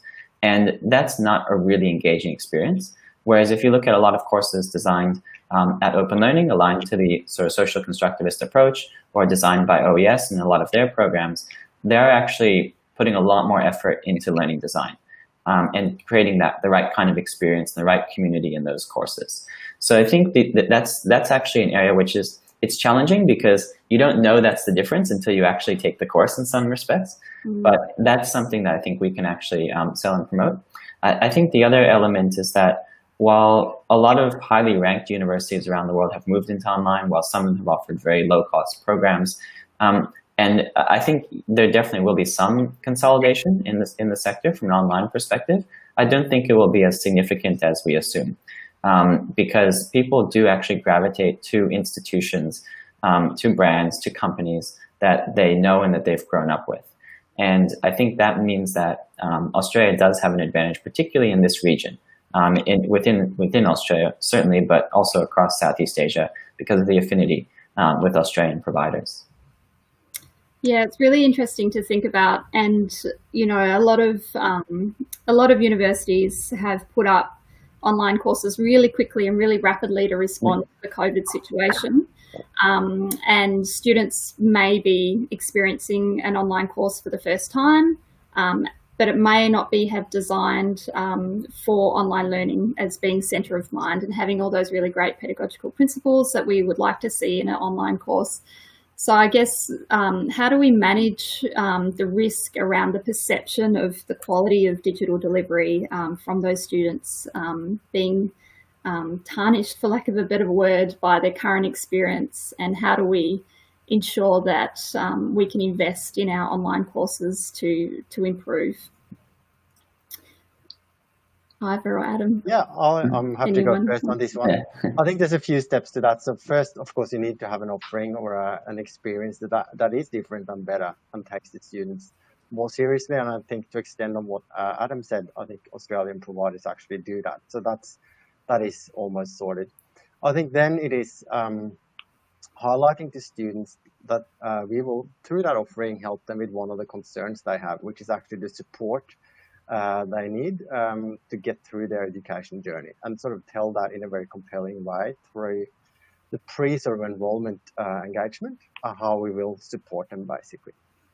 And then, of course, it doesn't help to stand still either. So you've got to then look to new opportunities to better engage and to better sort of bring new technology, for example, new experiences into the offering and promote that to the students that are interested.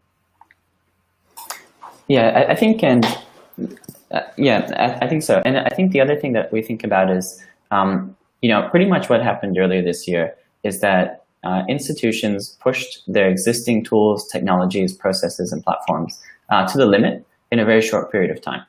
And I think a lot of students have recognized that that's not an experience that was sort of purpose-built for online education. I think everyone recognizes that many of those efforts were stopgap efforts. And that hopefully is not representative of all online education. Now, I think what it has done, though, is it's elevated the importance of online education and the online learning experience in the minds of both students and institutions. So now students, when they're enrolling in a university or a college or a provider, they'll be looking at what kind of online experience are they going to get. Is it going to be one that is designed for them as a learner, that provides them with the right level of support, that is utilizing sort of best practices in online education? Or is it going to be one that was sort of an afterthought? And now I think students are demanding that it's better. Now, they might not know what better is because they probably haven't experienced as many great online courses, but they know what they got previously was not good enough. And institutions, I think, have recognized that as well. The great challenge, obviously, is that a large education provider runs hundreds or thousands of courses at a time.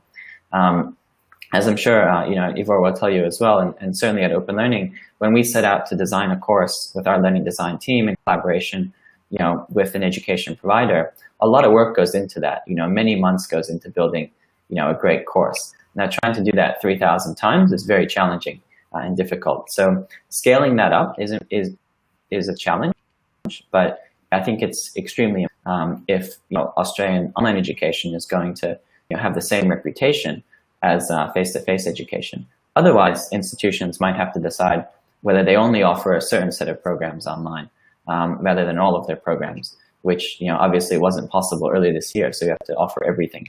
So it is a bit of a conundrum, I must say. But there's certainly things that can be done to make it easier to develop high-quality online and to present that to the students. And that's certainly a lot of the work we do is looking at how we scale that up, both helping support the capacity inside the institution, but also looking at things like, learning design best practices, learning design patterns that can be implemented, the way in which the technology actually supports the delivery of online education in this way. Those are all areas that we can support with, but still you need to put the effort into redesigning courses, which was a challenge earlier this year, given the time frame. And I think just to extend on that, Adam, that's where I think Australian providers have a huge competitive advantage as well, because online education has a huge, long history with rich insights here in Australia. And firms like Open Learning, OES, we've helped and been part of that history and have lots of insights and data around what works and what doesn't work so well. So that is very valuable when you then look to scale and build many more new courses and using those insights. Yeah, definitely. Definitely. And I think it's going to be so important as well going forward as we get potential third waves, potentially another pandemic down the track, and being able to have those mechanisms and partnerships in place to be able to quickly and rapidly build those courses and scale your courses across an institution are going to be more important than ever. I can see that happening now more actively in people's risk management plans as they look to the future. And thinking about scale, I guess there's scale across the number of courses that you are delivering, but there's also scale in the number of students. And I guess the really exciting thing about technology is that you can reach so many more students and still deliver a really high quality course. And how do you think that factors in when we're looking at competing in some of the, say, South Asian markets where it's a little bit more price sensitive and being able to differentiate in price? Adam, would you like to have a go at answering? Yeah, that's a great question. I guess the way we look at it is you have to pick programs where there is substantial demand and where you can actually meet the market in terms of price. And that's easier said than done. I think, at a high level, we all know that there's huge demand for, healthcare and IT skills and all of these. But in many cases, you're competing with face-to-face providers in those countries with your online program in a country where online is not yet accepted as a sort of viable means of upskilling, so to speak. So there's a lot of work to do to both, I'd say, ensure that people accept online education and programs and micro-credentials as good or better than face-to-face alternatives, and that the price is going to be lower or at least competitive with face-to-face, because there is an expectation that online will be cheaper because everyone sort of bakes those scale arguments into their mind when thinking about price. So I think one of the ways that we look at that is actually around micro-credentials, because if you look at that market, a lot of people there might not or are unlikely to end up studying in Australia. Only a small percentage actually would, but many people want to develop a lot of these skills. So something that Open Learning's introduced recently is a framework for micro-credentials called OpenCreds. And OpenCreds is a cross-sector micro-credentialing framework designed so that you can unpack, let's say, a degree program, break it up into smaller pieces, and those courses could be aligned both to the qualification that they're from, but on their own, they provide value from a skills development perspective.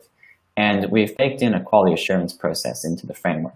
So every course, every open cred actually has to meet both the more socially constructive approach to learning design that Open Learning focuses on, but also produce a portfolio of learning, which actually can then help the students in a lot of these Asian countries demonstrate the skills and capabilities, or at least articulate those to a potential employer.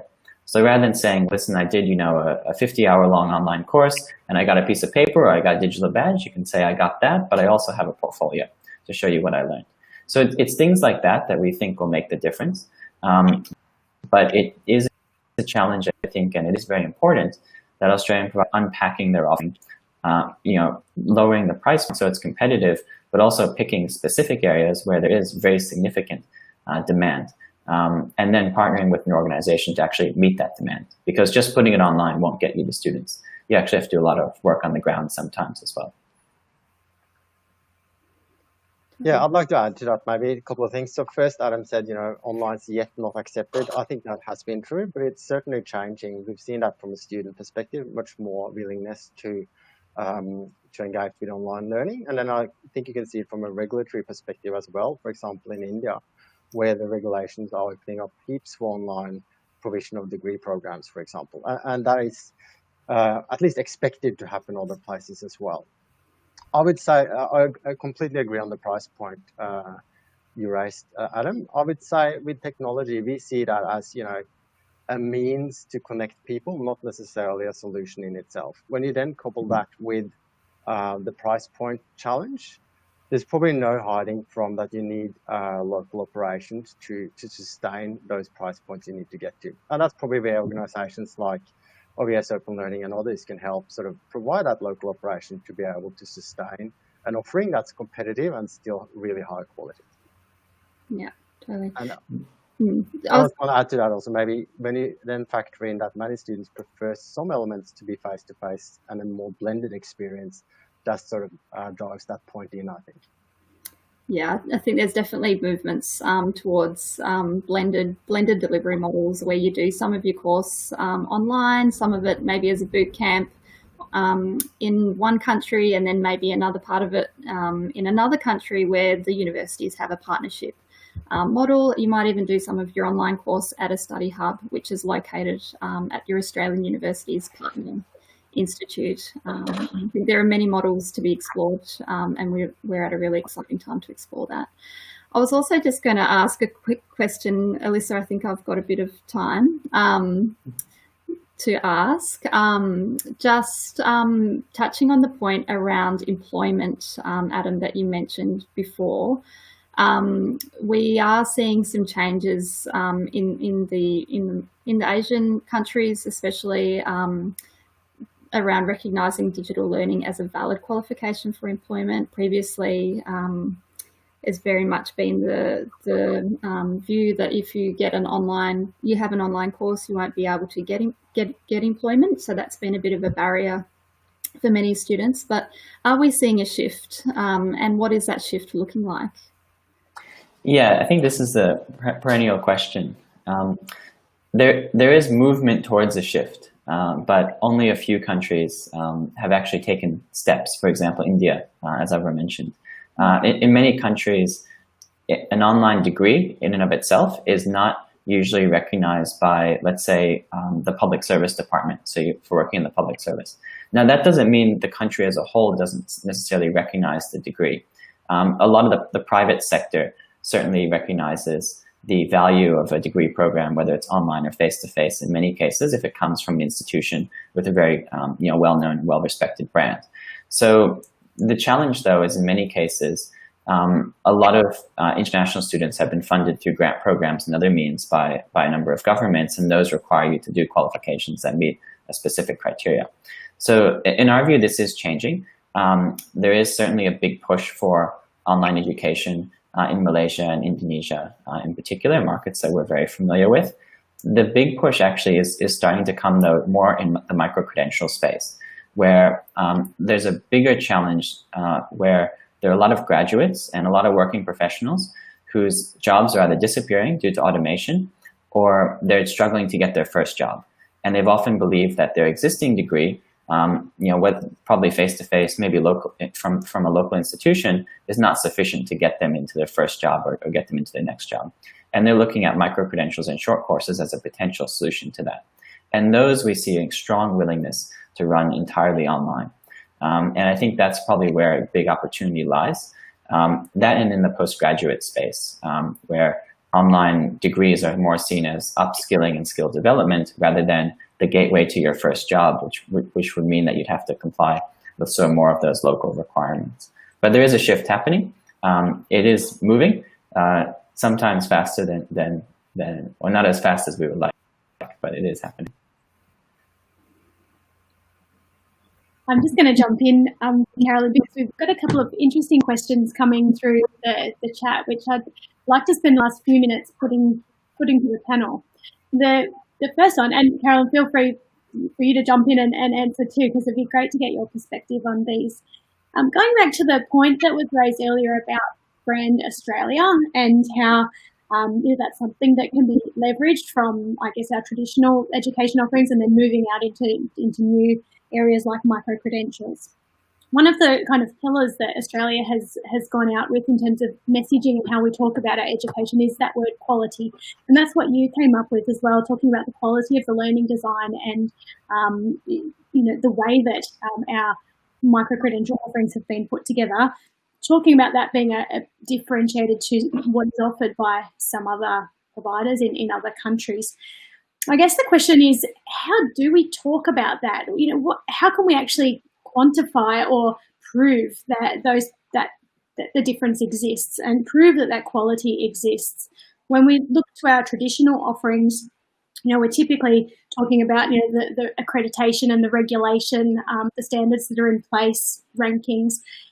how well do those kind of messages translate across to the microcreds space? And if they don't, what else should we be saying? You know, what kind of messages should we be talking about to prove our quality and the attractiveness of our offering?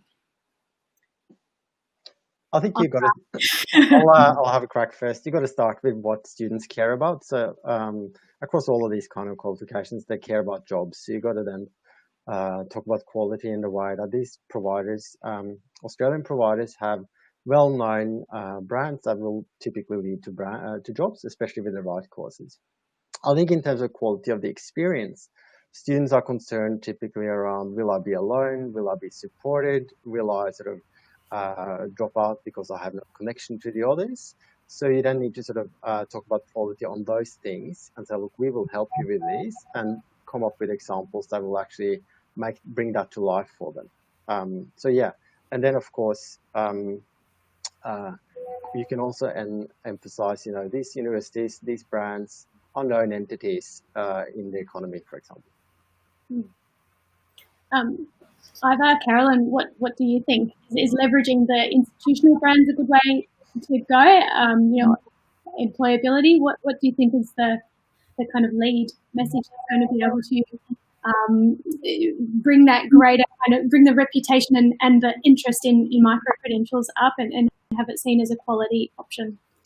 Look, it's a really interesting question, and I think you know, Australia's got so much going for it. We have a really high quality market of education providers. We're backed by the Australian qualification framework, which a lot of the micro credentials are drawn off and are based off the units that make up the course. We have a really highly and well-regulated market of education providers, and I think that brands Australia really strongly as high quality. And I think you know, bringing all those elements together and the innovation attitude of Australian education places us really well to be able to promote those micro-credentials into different markets. As we've already touched on, there's so much opportunity to really do that and to promote the great work that some of the education providers and companies like Open Learning and OES are working on. Yeah, I would just add that one thing that we do in addition to this is we look at finding local examples of people who've actually completed some of these courses and met the outcomes and have changed their life in some way. So that could be getting a new job, starting a business, getting into another qualification if that's what they wanted to do. So trying to make it real, I think, is important.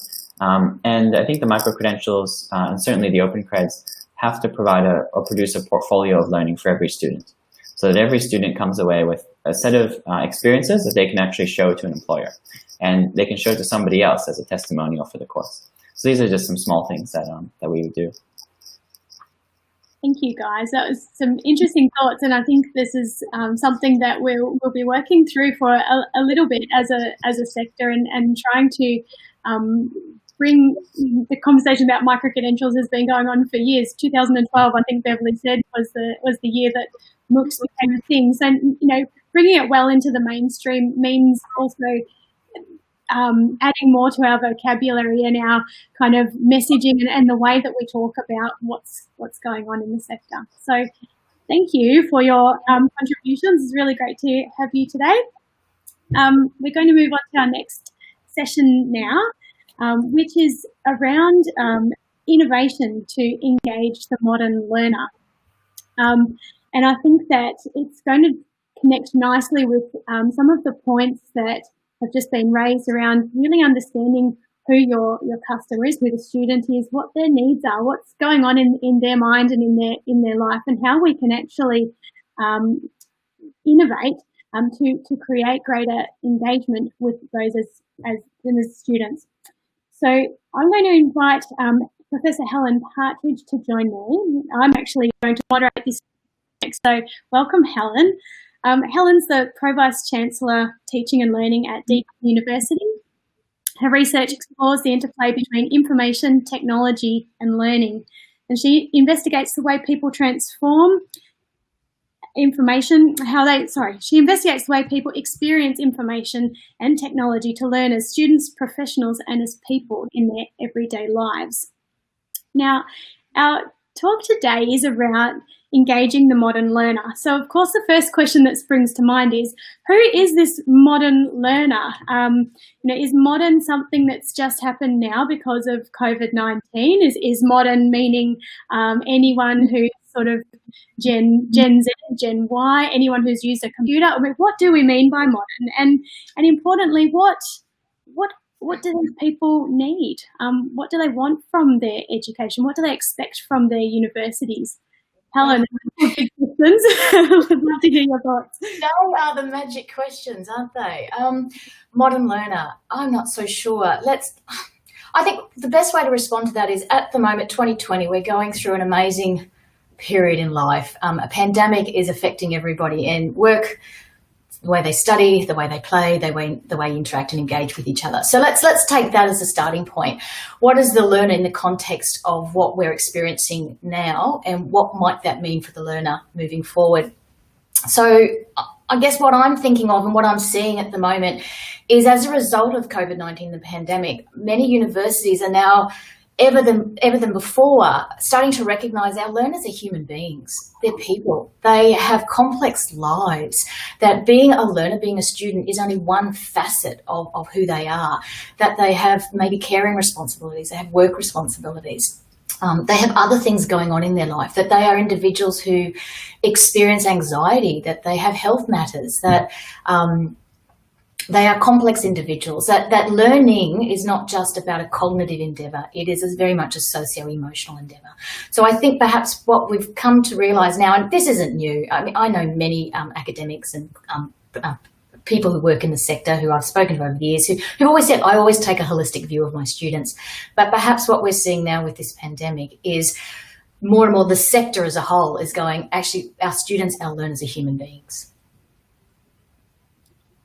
Okay, and so as human beings, I mean, we can maybe we can talk about it as sort of two categories. I think there's each of us as human beings sitting right here in the middle of a pandemic where we're experiencing something it is unusual. This is not our norm, and we don't really expect it to be our norm beyond, let's say, the next 12 months, however long it's, I don't have that crystal ball, how long it's going to take us to get through this. So we've kind of got this learner now within the pandemic, and then you've got more broadly learners sort of moving on into the next 5 years, 10 years, future of work, future of learning kind of stuff. I just want to focus on the now aspect, and you talked a little bit around anxiety and mental health, and that really the education and the learning is only one part of the student's life. And I think you've previously, I've heard you put it nicely, it's about university being part of the student's life, not the student being part of the university's life. So what kind of specific needs have you seen emerging now, just due to the kind of conditions at the moment of the pandemic, and what kind of responses or innovative sort of approaches have been put in place, that you know of, to kind of deal with those or meet those needs? So I think there's a number of things that have arisen, and to be honest, I think they're going to be part of what we do in the future in terms of working with and engaging with our students. So it is very much, I think, an approach where we've had to be far more flexible, far more accommodating with our students and what their particular life circumstances are. So that does mean being more open about due dates for assessment, or even, and I can see this going into the future, more flexible about when a student starts. I mean, we all work on the basis of trimesters or semesters. You must start in February, you must start in July. That may not be convenient for a student. So one of the things we've been trialling at Deakin is the start any time pilot, which, as the name suggests, a student can say, actually, February is not convenient for me. I want to start in April or May. I think what we're seeing is students wanting to have greater agency and personalisation and sort of control in saying, this is the learning journey I want to have. This is how I want to experience my learning. We've also had to be quite cognizant of the students' well-being and their mental health as well as their physical health. So embedding into our curriculum and the ways we approach learning is social support and actually helping our students to build relationships, not just with the teacher, but with their peers and with the industry they're going into. Because it is, as I said, a socio-emotive experience as much as it's a cognitive experience. For example, one of the things we've been trialling at Deakin was an app we've called Deakin Student Buddies. So we've got 25% of our students study fully online, obviously a wee bit different this year given the pandemic, but one of the things we were very mindful of is when you're studying online, you don't really know who else is within your student cohort. So we've created an app where students can go, I'm going to register with the app and I'm going to see who might be living in the same area as me that might be studying. It doesn't matter whether they're studying the same subject I am, but hey, they might be somebody I can have a virtual or a physical cup of coffee with, and we can talk about the challenges of being an online student and just coming together to create almost a peer network of support in studying. That's really great to hear, and I kind of like Beverley Oliver's phrase earlier today. She talked about COVID giving us permission to change and permission to do things differently, and maybe in some ways, we've always known that human connection and that sense of belonging is a really important part of the education experience. And here we are thrust in this environment where that was sort of, people feeling cut off quite quickly, and then being able to innovate and bring forth new ways of building that support system and that sense of belonging, which was a really intrinsic and important part of the learning and education experience that we had sort of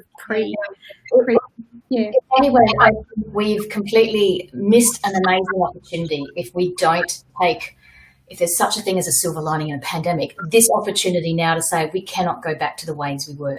So it is very much, and you're right, I do frequently think about it, it's the university in the life of the student, not the student in the life of the university. And that's actually quite a significant shift in not just paradigms or thinking, but actually a shift in the way we function as a business, as a formal entity. And it does require us to think about, well, how can and should we be differently moving forward? Yeah, I think it's a tempting thought. We don't have a blank canvas, but we've got as good as you get when it comes to kind of a clean start on things. And I'm sure as part of your job, and probably every day you wonder, well, if we could start again, what are the things we would keep, and what are the things we can do without? If we didn't have incumbent sort of systems and ways of doing things, what would we do? What are some of the things that you think about? What are the must-haves, and what are your kind of sparkly objects that you'd love to be able to kind of?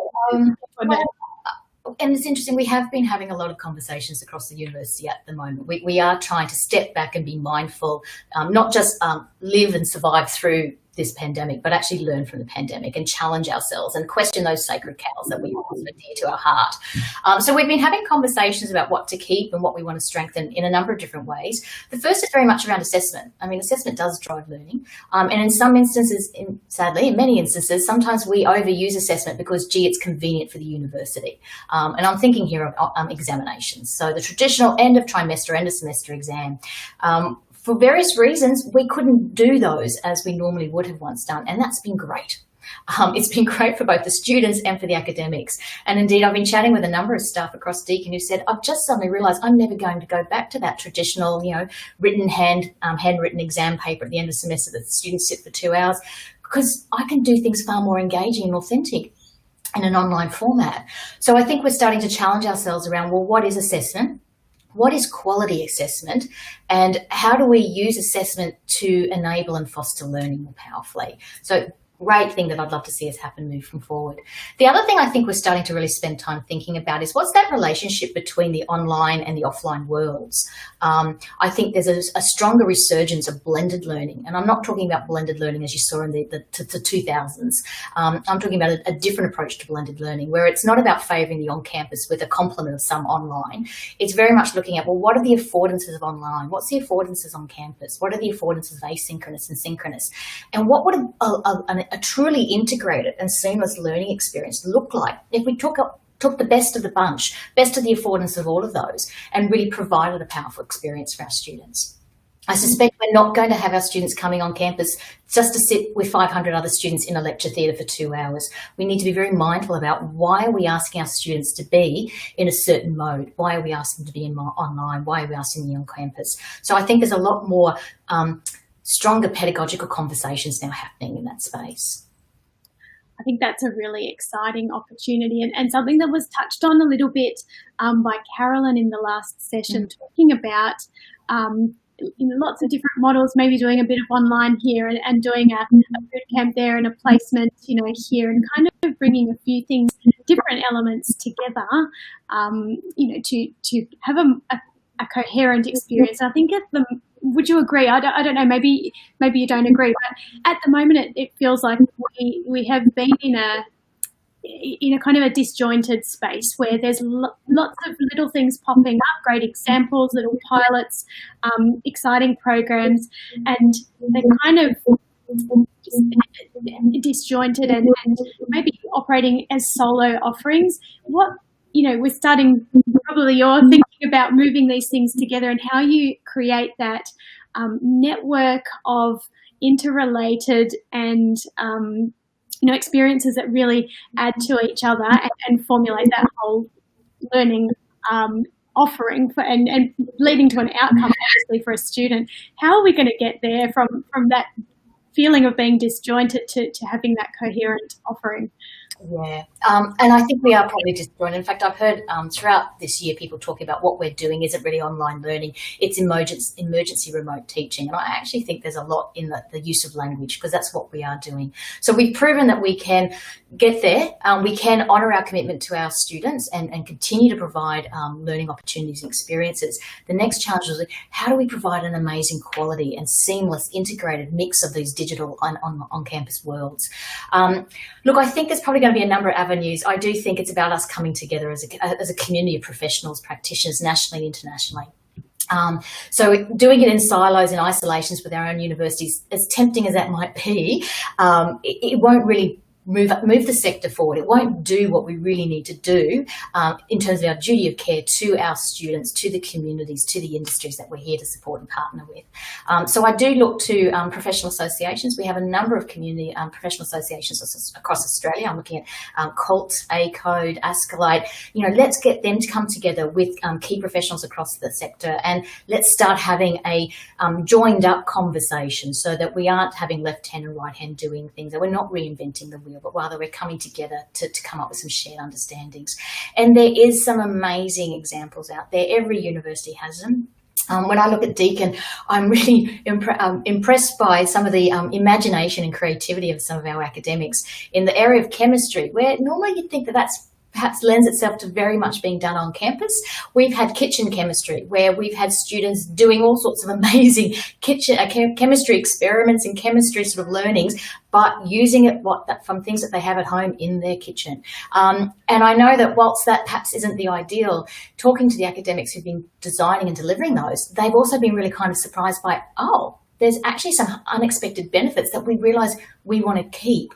How do we keep, and how do we move that forward? So I think there's an opportunity here that as a sector, if we don't embrace, we completely miss the boat. I find that really exciting, that mental light bulb moment where you have someone who's a program leader having that kind of feeling that we might not need to go back totally to where we were before, and that, to use your language, maybe we're not actually doing emergency remote learning. Maybe we are actually doing something that maybe we might not have everything right, but we've got some ingredients here that are essential to kind of building a new way forward. You talked about engaging with professional associations as kind of part of your input into the thinking, but you've got sort of down to the academic who's at the coalface of teaching and really themselves personally and professionally having to deal with a massive change to the way that they work. We can call it innovation, and to a degree it is, but the flip side of that is change and emotionally hard for someone who might have been doing things a certain way for a long time. Yeah. And just a lot of hard work to get there. How are you? What kind of things is Deakin doing? Are you seeing happening around the industry of supporting that transition from the teaching staff perspective and helping them to move forward and be really productive innovators?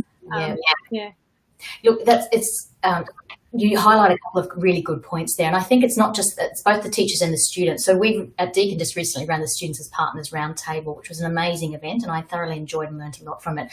So anything we do in this space, it needs to be as a partnership with the students and a partnership with our academics, because it's not just a radical change for the academics, it's also going to be quite a change for the students. So we need to work together from the ground up, celebrating the pockets of amazing creativity, like, as I said, that kitchen chemistry. We also had somebody doing some backyard dancing in the arts area. So there's amazing pockets of stuff that need to be done. However, we then need to figure out how do we do this in a systemic whole of business sort of way, that our own internal business processes and systems and policies and procedures sometimes are a barrier or inhibitor to making that happen. So we have a duty of care as an organisation to step back and go, well, actually, maybe we don't need to use that system. Maybe we don't need to have that policy. Maybe there's completely different ways we can make this happen. Certainly one of the things I've also been observing when we did our evaluation, like at the end of last semester, not surprisingly, we step back and go, wow, we got to the end of that trimester. We think we did an okay job, but let's spend some time evaluating and talking to staff and students about what worked, what didn't work. Professional learning popped up. Digital literacy popped up. As a lot of students and staff said, I thought I was pretty digitally fluent, but I've suddenly realised I'm not as fluent as I can and should be. So we are looking at embracing a strong, very learning culture. So everything we do around shifting to this new way of learning and teaching and designing and offering educational opportunities, it will be done with the ground up, a partnered approach, looking for the champions, adopting a real capacity learning lens in what we're doing. And we certainly will be not sort of the last thing we want to take this opportunity, this real watershed moment available to us, but we also need to do it in a really informed, scaffolded and a clear sense of direction of where we want to be heading. Otherwise, we risk falling over and not really benefiting from what has been quite a challenging year. I think that what you're talking about is, and it is exactly the case of any new creative ideas that come to the fore. You need to sort of pilot and try and refine, but eventually you need to scale and you need to kind of be able to push it through your system and become a consistent, reliable approach that people can use at scale and be, I guess, something that you actually prepare to hang your hat on, not just be a sort of an experiment on the side. That talking about that scale and that quality and what you need to do to put it in place from a systemic sort of approach, to me it really links to the question around outcomes. Obviously it's good to try things and it's good to innovate during this time, but ultimately we need to ensure that we're delivering quality at an appropriate scale that is leading to the outcomes that students, the reason they signed up to begin their education journey with whichever institution they're at. It's needing to link to an employment outcome. And I think Beverley's phrase was they're hungry for employment outcomes.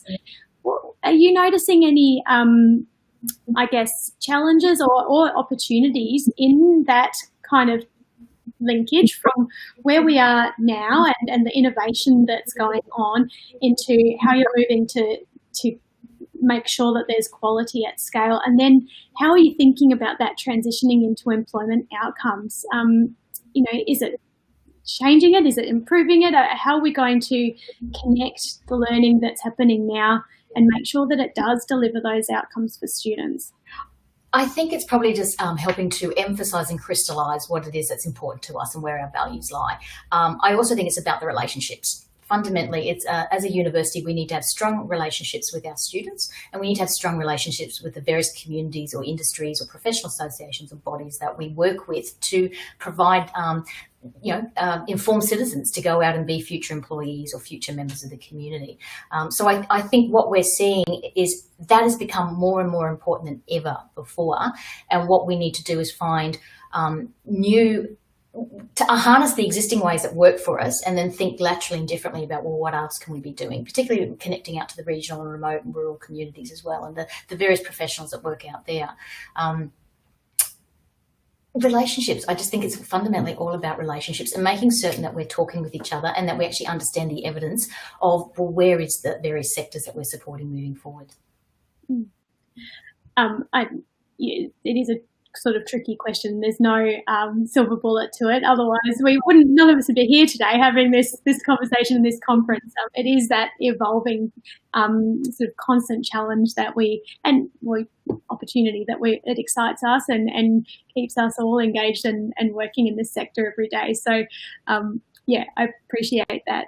There is actually a question coming through from the audience, Helen, just asking about if you've got some examples of innovative ways to engage learners that are starting to emerge and the things that you think are not just going to die away, but they might actually stay on and could be a trend, for 5 years' time that we'll still be seeing these things around. Yeah, innovative ways.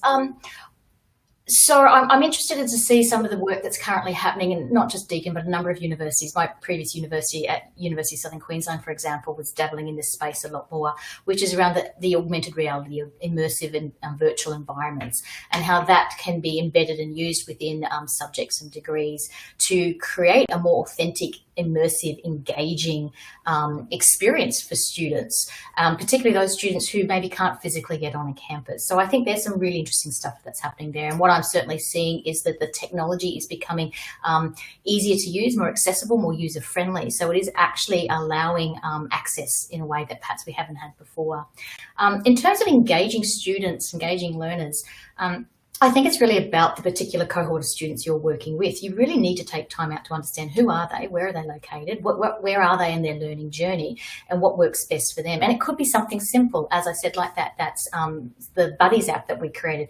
It really wasn't, rocket science, wasn't overly complex, yet it's proven to be very successful, particularly with students who physically can't get to a campus. So the idea of teacher presence and designing teacher presence, designing active learning, designing support, student support within the curriculum is important. It's embedded in a curriculum, then students will see it and be able to engage with it. So in some ways, student engagement isn't about the next whiz-bang fancy technology.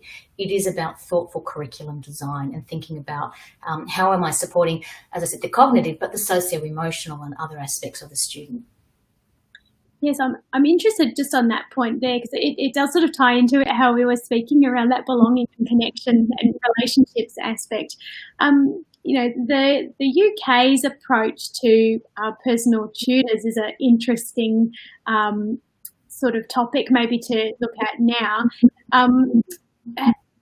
That is one approach of trying to, have your learning, but also your other needs, sort of being met through a relationship with a particular person.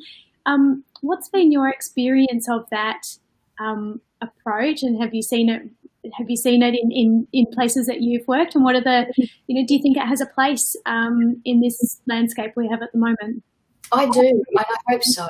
And I've always been watching with what they do, that sort of academic advising by another name that takes place within the UK. Interesting enough, the way the UK academic structure is set up is somewhat different to the Australian higher education system. So it doesn't fully translate across, or rather for us to do that, it would require quite some radical changes to the way the universities are structured. However, the idea behind it, I think, is very compelling because it is very much about having a relationship. So one point of contact for the student, and that one point of contact is there to support the student throughout their learning journey. So it very much takes the view that any support is learning support. So to just ask a student today, well, my learning support is what I need because I go to the library, or it's because I'm needing some help with some academic aspect of my learning. To separate that out from I'm needing some help with my health or some mental health or some career counselling is such an arbitrary divide that in some ways that goes against what we really need to do is taking that whole of, a student as a whole of person approach. So I do hope that we take on board some of what the UK have been doing in this space for years and actually find ways that we can adopt a truly holistic, well-being, pastoral care focus within the way that we work with our students. Because I think certainly throughout the pandemic, that's become really apparent. Our students are human beings. They have a socio-emotive experience of learning, not just a cognitive. And to separate them out is doing a disservice to our students. If you had have asked someone a year ago if a rapid transition to wholly online, we'd be sitting here having a conversation about human connection and how important that is. I think that people would have not thought that we would be having this type of conversation, Shane. It's really pleasing to see how that's the thing that's at the forefront of your thinking and so many people's thinking at the moment. I've got two more questions here, Helen. These have come from the audience and they're quite, they're thinking about the future of work. And so this one is asking, do you think that Australian institutions are prepared for the disruptions that are happening in the workforce and preparing learners for new careers that are increasingly going to involve data, technology, AI, all that sort of future stuff? How well do you think Australian institutions are prepared for that? I think it's a mixed bag, as always, and I think there's always room for continuous improvement and further dialogue and discussion.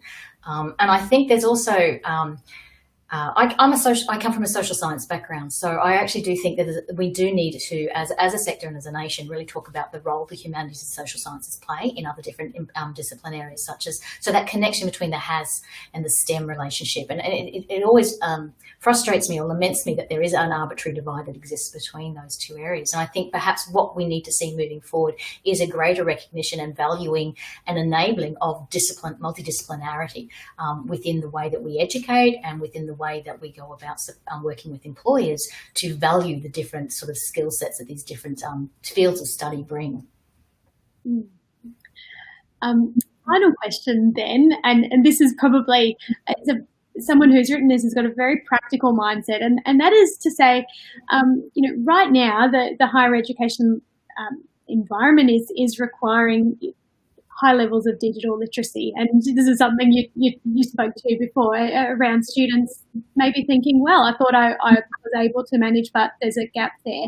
So do you think that Australia's national K-12 kind of digital literacy approach in education in the schools, is that enough to support those students who are then going to move into this new higher education landscape?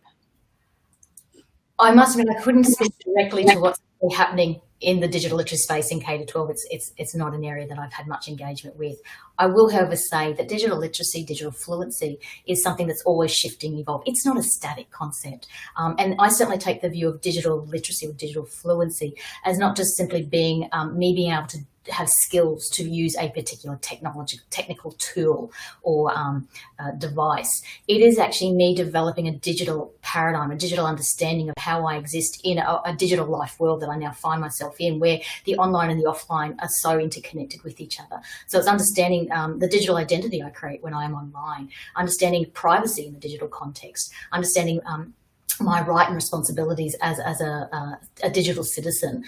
So it's one of those things that I think we can't sit back on our laurels and say we've got it all sorted. I do think, though, the question there is a good question, though, in terms of actually thinking about, well, we shouldn't just think of this as a parts of a person's life. We need to have a continuous overview and holistic look as to, well, what's the spectrum of learning from childhood all the way up to being a student at high school, university, going out to the workforce, and also post the workforce as well.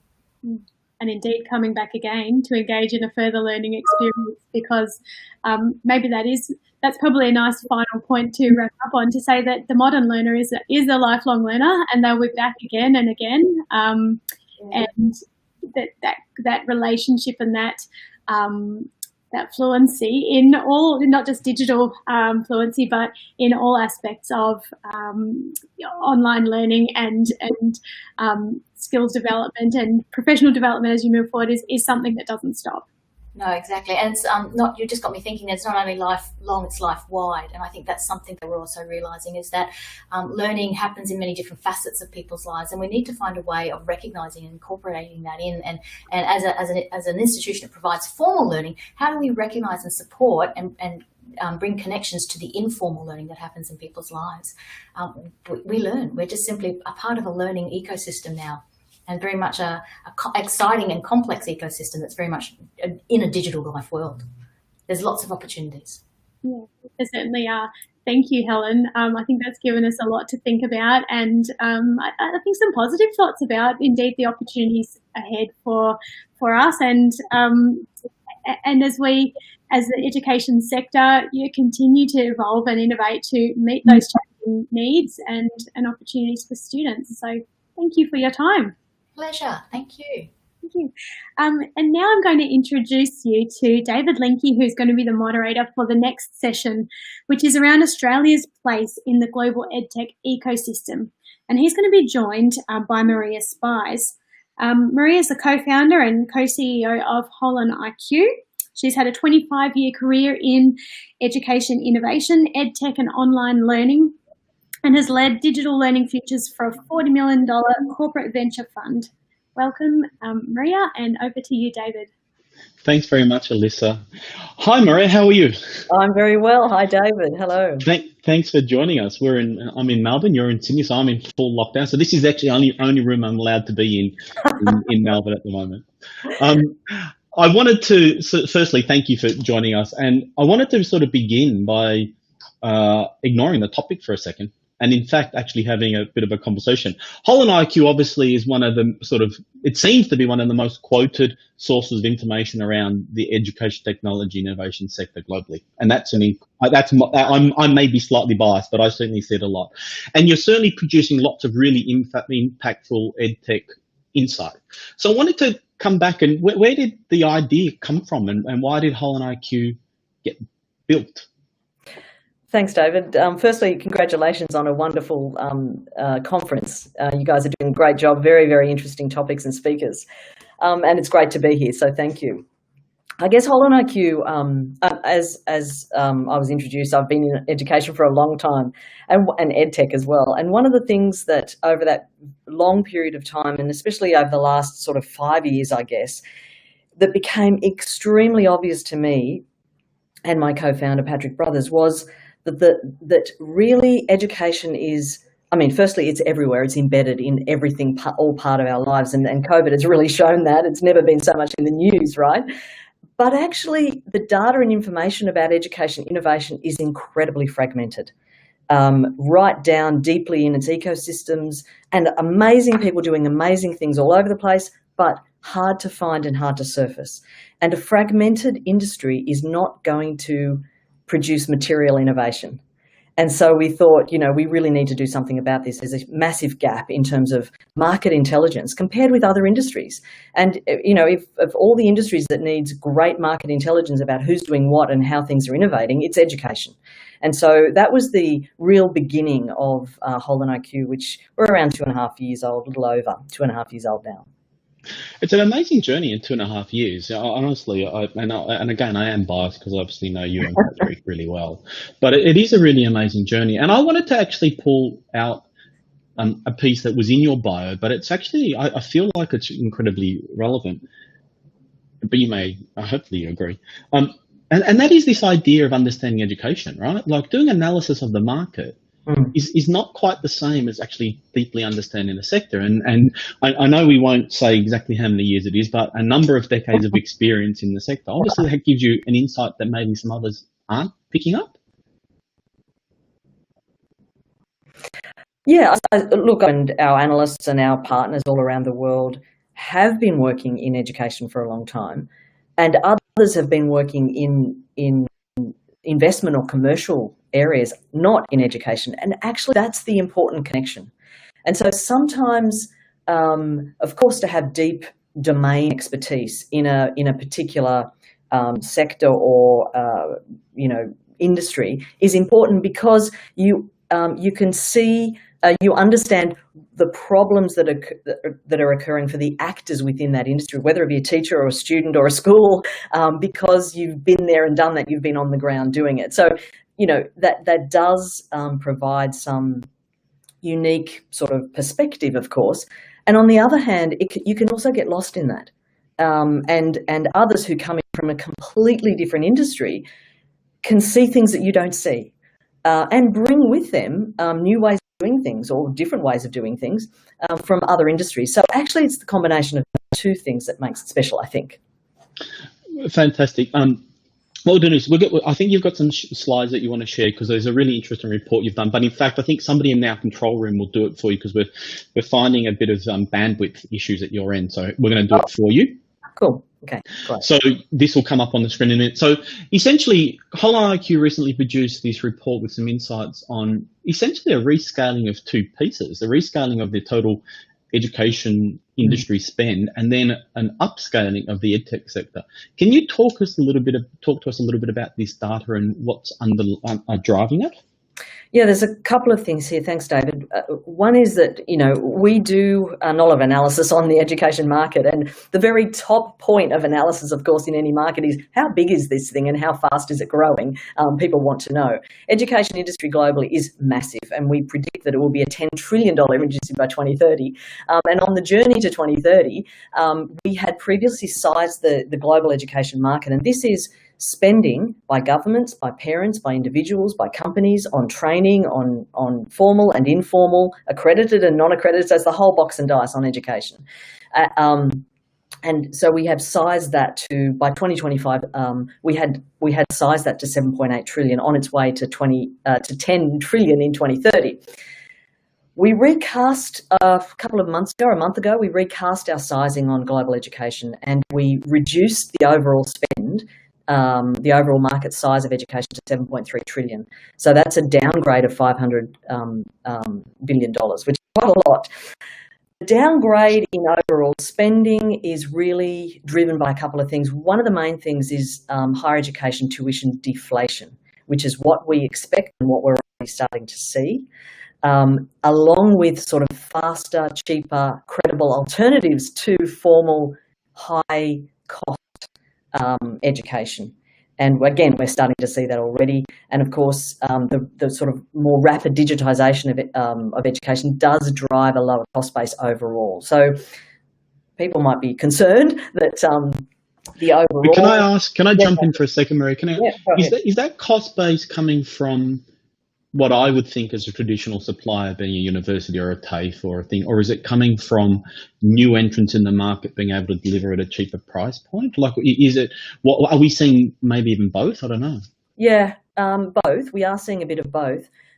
Overall, actually, the proportion of sizing between informal upskilling, if you want to call it that, informal education in the adult space, and higher education, there is a movement of market share there. So we have estimated that we've got a growing unaccredited upskilling sector, and not a shrinking higher education sector, but there's market share movement there. And one is very expensive, i.e. higher education, and one is much cheaper. And therefore, the cost, it's a bit of both of those things. And again, you may not have all the data with you right now, but in this $7 trillion, which is just big numbers, it is, yeah. Do you have a sense for private versus public spend in there, and who's driving that? You mean government versus private? Yeah, yeah. We haven't got that split out here. Government spend is massive. Huge, of course. Government spend a lot of money on education. The private spend on education, it depends on which part of the world, actually. Yes. Some parts of the world there is a big private spend on education, and others it's not. I mean, very, very broadly, emerging economies have a lower spend of GDP on education than developed economies, and a high parent or individual spend on education, on B2C education, on direct education, like after-school tutoring and test prep and things like that.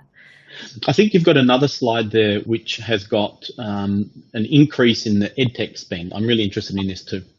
Yeah, so I mean, the first slide was there, the overall education market.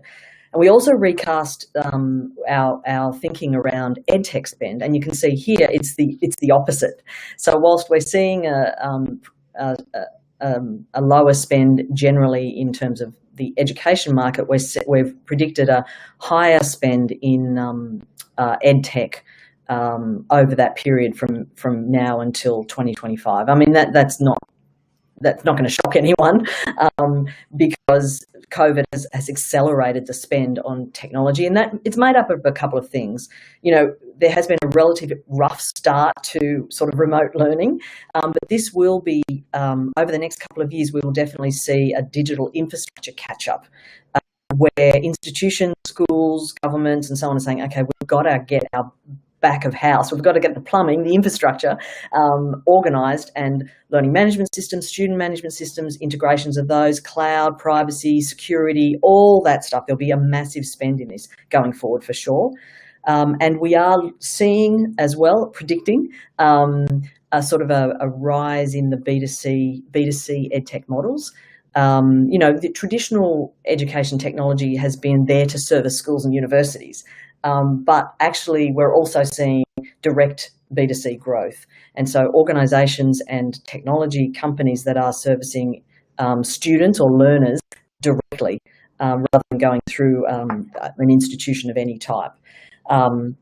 And then, you know, sort of on at the advanced end, we are seeing a lot of growth in the advanced technology spend as well. In fact, of all the technology spends, advanced tech, and that's virtual reality, artificial intelligence, robotics, and so on, that's the highest growth. It's about a 20% growth rate in those advanced technologies as applied to education, followed by things like management systems, which is that digital infrastructure catch-up. We're predicting that's going to be growing at nearly 20%. That's really interesting. I'll mention it. Actually, this afternoon, I'm having a conversation with Abhishek Gupta from T Ventures in India, and right. He and I met last year, and he was adamant that India is 100% a B2C market, and you know you're wasting your time in the B2B space. But in fact, I think actually one of our talking points in the prep sessions was no, I was wrong. There's a B2B market emerging in India as well. So we'll just flag that for our audience for a little bit later. Yeah. That's really insightful data. So you just to summarise, the whole market's shrinking a little bit, but EdTech's growing, and Correct. The expenditure in EdTech's going to increase. I like it. I'm convinced. Good news. Pick the data that fits your worldview. I love that worldview, so I'm happy with that.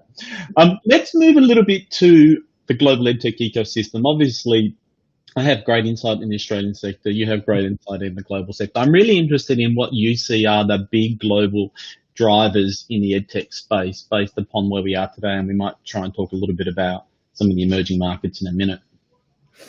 Yeah, so I mean, obviously, you can't really talk about EdTech without thinking about COVID and its impact on you know, a predominantly face-to-face sector. So that is the biggest impact at the moment, where the whole world of education is pivoting to digital or online. That is the greatest driver. And we're seeing some absolutely amazing innovations. And I you know, Helen from Deakin was talking earlier about some of the innovations she's seeing you know, in a university, but globally we're also seeing some very, very interesting innovations occurring where what's important here is that where, for example, governments are starting to think completely outside the square in terms of just making sure that students can continue learning. You're seeing governments tying up, making partnerships with the likes of Netflix to deliver learning through Netflix because, you know, kids don't have laptops, for example, or there's no learning management system. And so, you know, that's a really interesting point. I read a post by I think it was Belinda Tynan from RMIT, who's the DVCE of education there, and she said I feel like it was like April or May, but this year's gone so quick it could have been last year. I'm pretty sure it was this year, where she talked about the fact that they had RMIT had to go and purchase laptops to help some students. Well, so, we sometimes think about this rapid digitization happening in emerging markets, where in fact there's still some gaps that we're seeing here too. Totally. I mean, this just this month, the German has got to determine that actually the best thing they could do, or one of the things they could do for students in K-12 in Germany, was to guarantee low-cost internet connection. And so they're spending 500 million euro to ensure that kids have good internet for less than 10 euro a month, because that's the blockage in some cases. It's actually the infrastructure or the cost of that. And so governments are starting to think differently about their responsibilities in terms of education spending. They're going back down into infrastructure or across into non-accredited upskilling in order to upskill rapidly and put people into jobs. And so governments are playing a much more of a very, very interesting role, and they're thinking differently about funding and policy. Now, this could be great or it could be disastrous depending on where you sit in the funding ecosystem, right? Yeah, agreed 100%. I had a business that was operating in Singapore during the SARS epidemic of the mid-2000s. And I can't remember the exact numbers, but the Singapore government spent many billions of dollars digitising schools after that experience so that they didn't have to repeat that experience. And I'm hopeful that we will have some governments in our more established markets that may consider the same sort of thing. But let's not, if you and I get stuck in government policy, then we're wasting our opportunity to have you here with us. So what I'd really like to do is let's go back to this global market. I think we talked about the COVID thing driving some innovation, and sort of someone, I think it was Beverley Oliver and Susan Elliot and Bev Hudson this morning talked about the accelerant COVID has in this digitisation. I'm interested in your view from a sort of helicopter level about the markets that you think are interesting that Australian EdTech entrepreneurs and education providers need to think about. The geo markets? Yeah. Well, I mean, where do you start? Because everyone's doing a lot of things. But obviously India, right? Because India has just launched its national education policy after 34 years. Very interesting. And if you're an EdTech entrepreneur watching this session, look up go and find the national education policy for India and read it. Super interesting, even in higher ed, credentialing, micro-credentials embedded through the ability to move institutions. They're really revitalising the whole thing. The other geography that's been we've been watching closely and that's been doing very, very interesting things is Indonesia. Indonesia is a massive market, huge in terms of just population, and they are government edtech founders, edtech companies, and technology companies, and schools and universities are all working together. And so and again, Helen mentioned this morning, joined up conversations, and this where you see markets where governments, edtech companies and institutions are starting to have joined up conversations, that's where we're seeing quite a bit of innovation. And I would say Indonesia is definitely one to watch. And India, of course. I mean, there's the stalwarts, in terms of innovation. So, say for example, the US, of course, is a massive market, and China, for their different reasons. And the other markets we've been looking at are Eastern Europe, Ukraine, and so on. They're doing interesting things in the very deep tech upskilling space, rather the adult learning space. As punishment in a previous life, I worked with a US software vendor, and from experience, emerging markets like Indonesia or the Ukraine just didn't even get into even a geo strategy, right? There wasn't even a document that says, hey, look, Indonesia is a market that's emerging. Yeah. And it's been a long time, so I'm sure that organisation has much more detailed programs there. But do you see for example, the traditional competitors to Australia, in my view, would be the US and the UK-based entities, and now obviously emerging in China and stuff. Do you think that the edtech companies in those regions have even eyesight on what's happening in Indonesia or the Philippines or Thailand or Malaysia or stuff? Do they even think about those as markets? Some do, but generally not. And you use every advantage that you have as a company, as an organisation, whether it be and your geography is part of that. If you're an Australian edtech company, or if you're an Australian in the education system, you know more about Asia than you think you know. We're very closely tied, really closely tied for many generations to Asia. And so I would definitely look to that market. We're much more culturally aware. And so in terms of international competition, yeah, I think there's definitely an advantage there. I absolutely agree. And the fact we share a time zone and you can produce a full solution, there is... We should leverage, because we've touched very briefly on it, but we should leverage the policy position of many decades of Australia really being seen as a market of aspiration for education. So I think that we can definitely use that. Yeah, I think so. Go ahead. Yeah. Yes, sorry. Oh, I was just going to say one of the things is I do sense a shift in that though, and I think it's a good thing. From us or from the market? The market, in terms of a mark of aspiration, and I know what you're talking about. Absolutely, Australia's got an amazing education system, and countries in the region are building amazing education systems. So it's not a given, and we should learn from the innovations that are coming from those markets as well. Say, for example, in Indonesia, the EdTech fundraising there has been phenomenal over the last 6 months. In Indonesia? In Indonesia. Yeah. Very interesting models, low-cost models, because they have to, right? That's part of the market. And so it's not enough to rely, and I'm not saying people are, but it's not enough to rely on high quality, high cost because we're Australian. There are amazing low cost, high quality innovations coming right out of those markets. They're coming here as well. And so that's sort of the definition of innovation, right? Trying to maintain quality or potentially even improve quality whilst doing it at a lower cost base, but also engaging more learners. And I think that Australia has always had this argument, in my view, of volume versus margin, right? And trying to understand that in a market, I'm pretty sure Indonesia's a couple of 100 million people. I don't know the exact number, but that's enough for my high school geography lesson, something like that.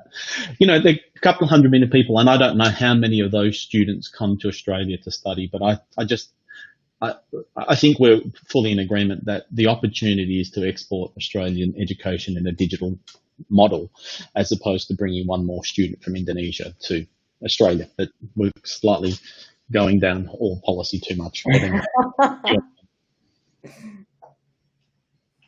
Okay.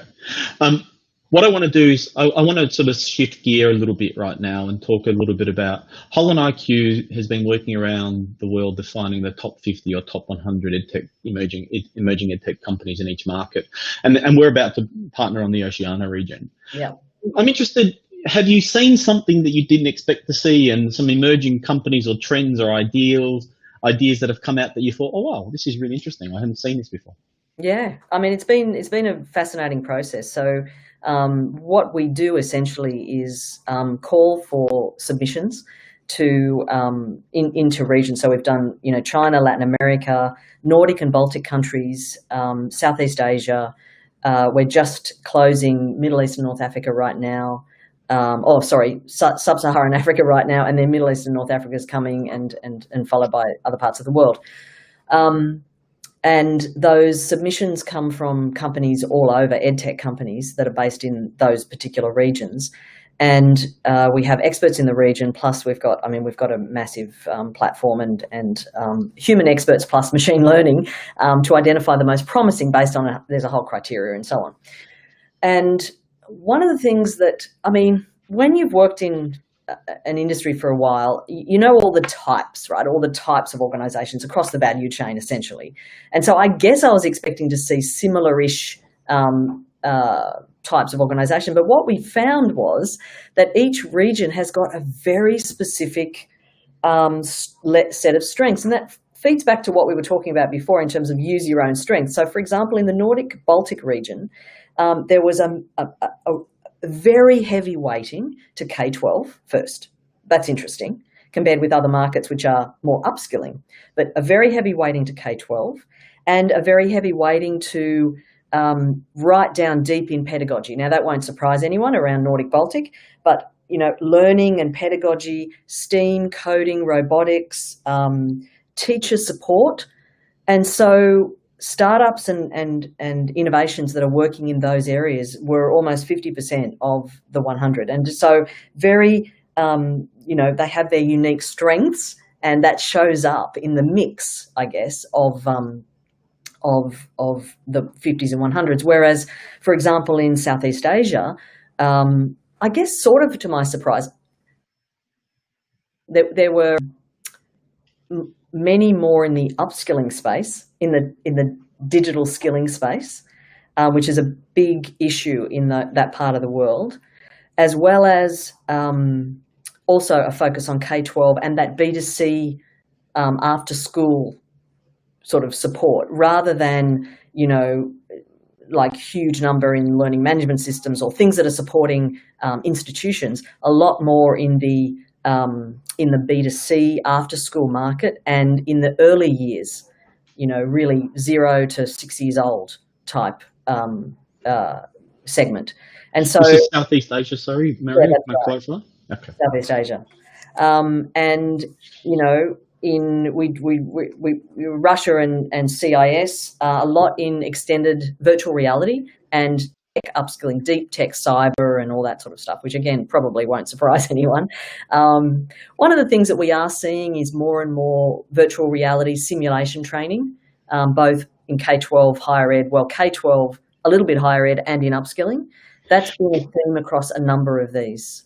Can I just ask, we've actually got a question from the audience. I just wanted to, it's a perfect segue to it.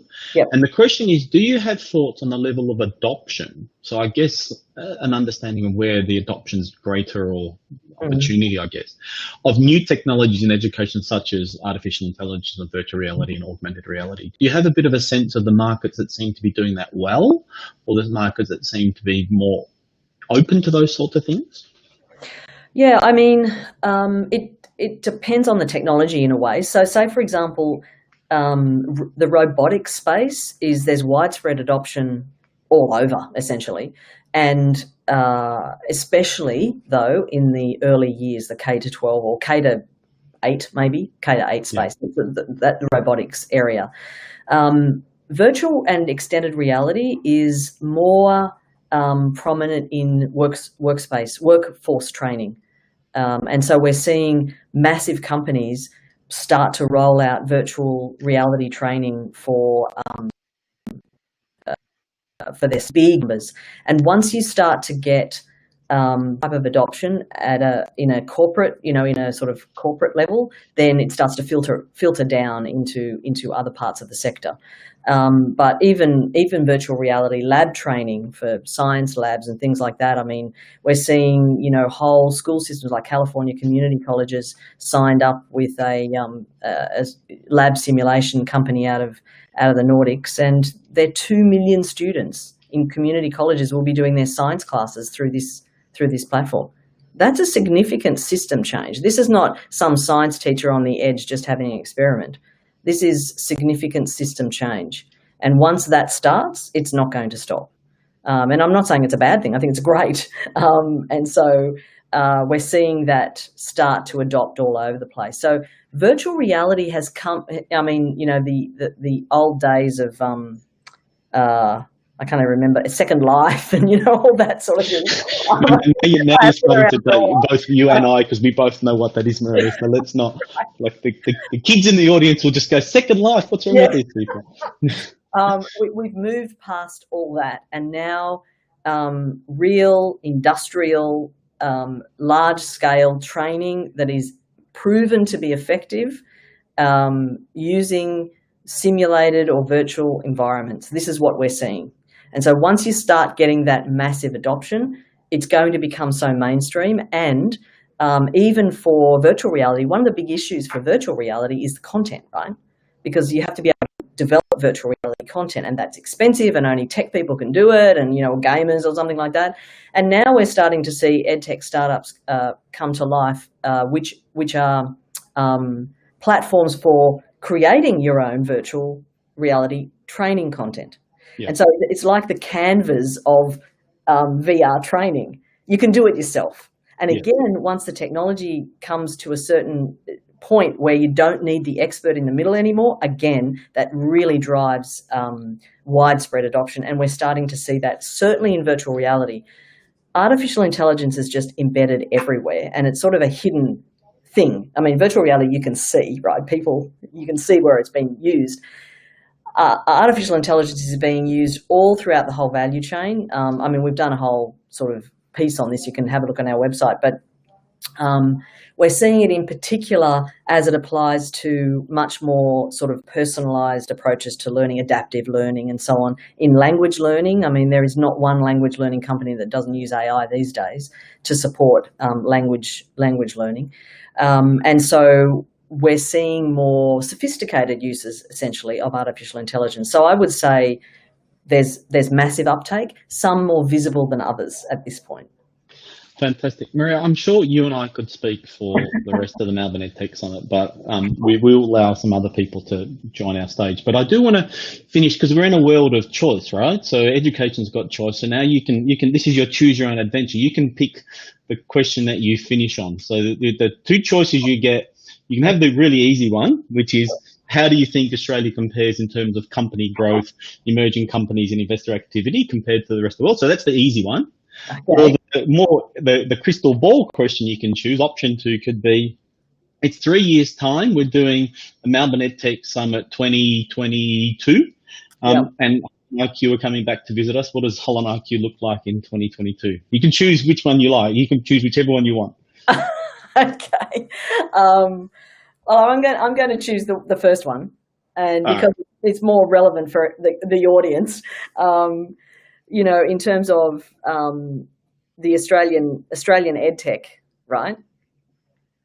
Yes. But how does Australia compare in terms of company growth, emerging companies, and investor activity compared to some of the other geographies that you work with around the world? I mean, one of the things that I see in terms of Australia versus Australia compared with the rest of the world is that Australia has got obviously an amazing education system and very strong support for institutional delivery, and that is great. It's awesome, but it can also hold us back because we things have been set up for a long time, and that can make it hard for EdTech.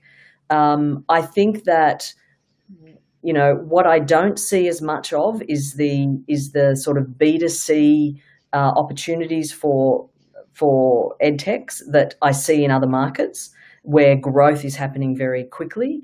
What I would love to see is, for example, a lot more in the language learning space.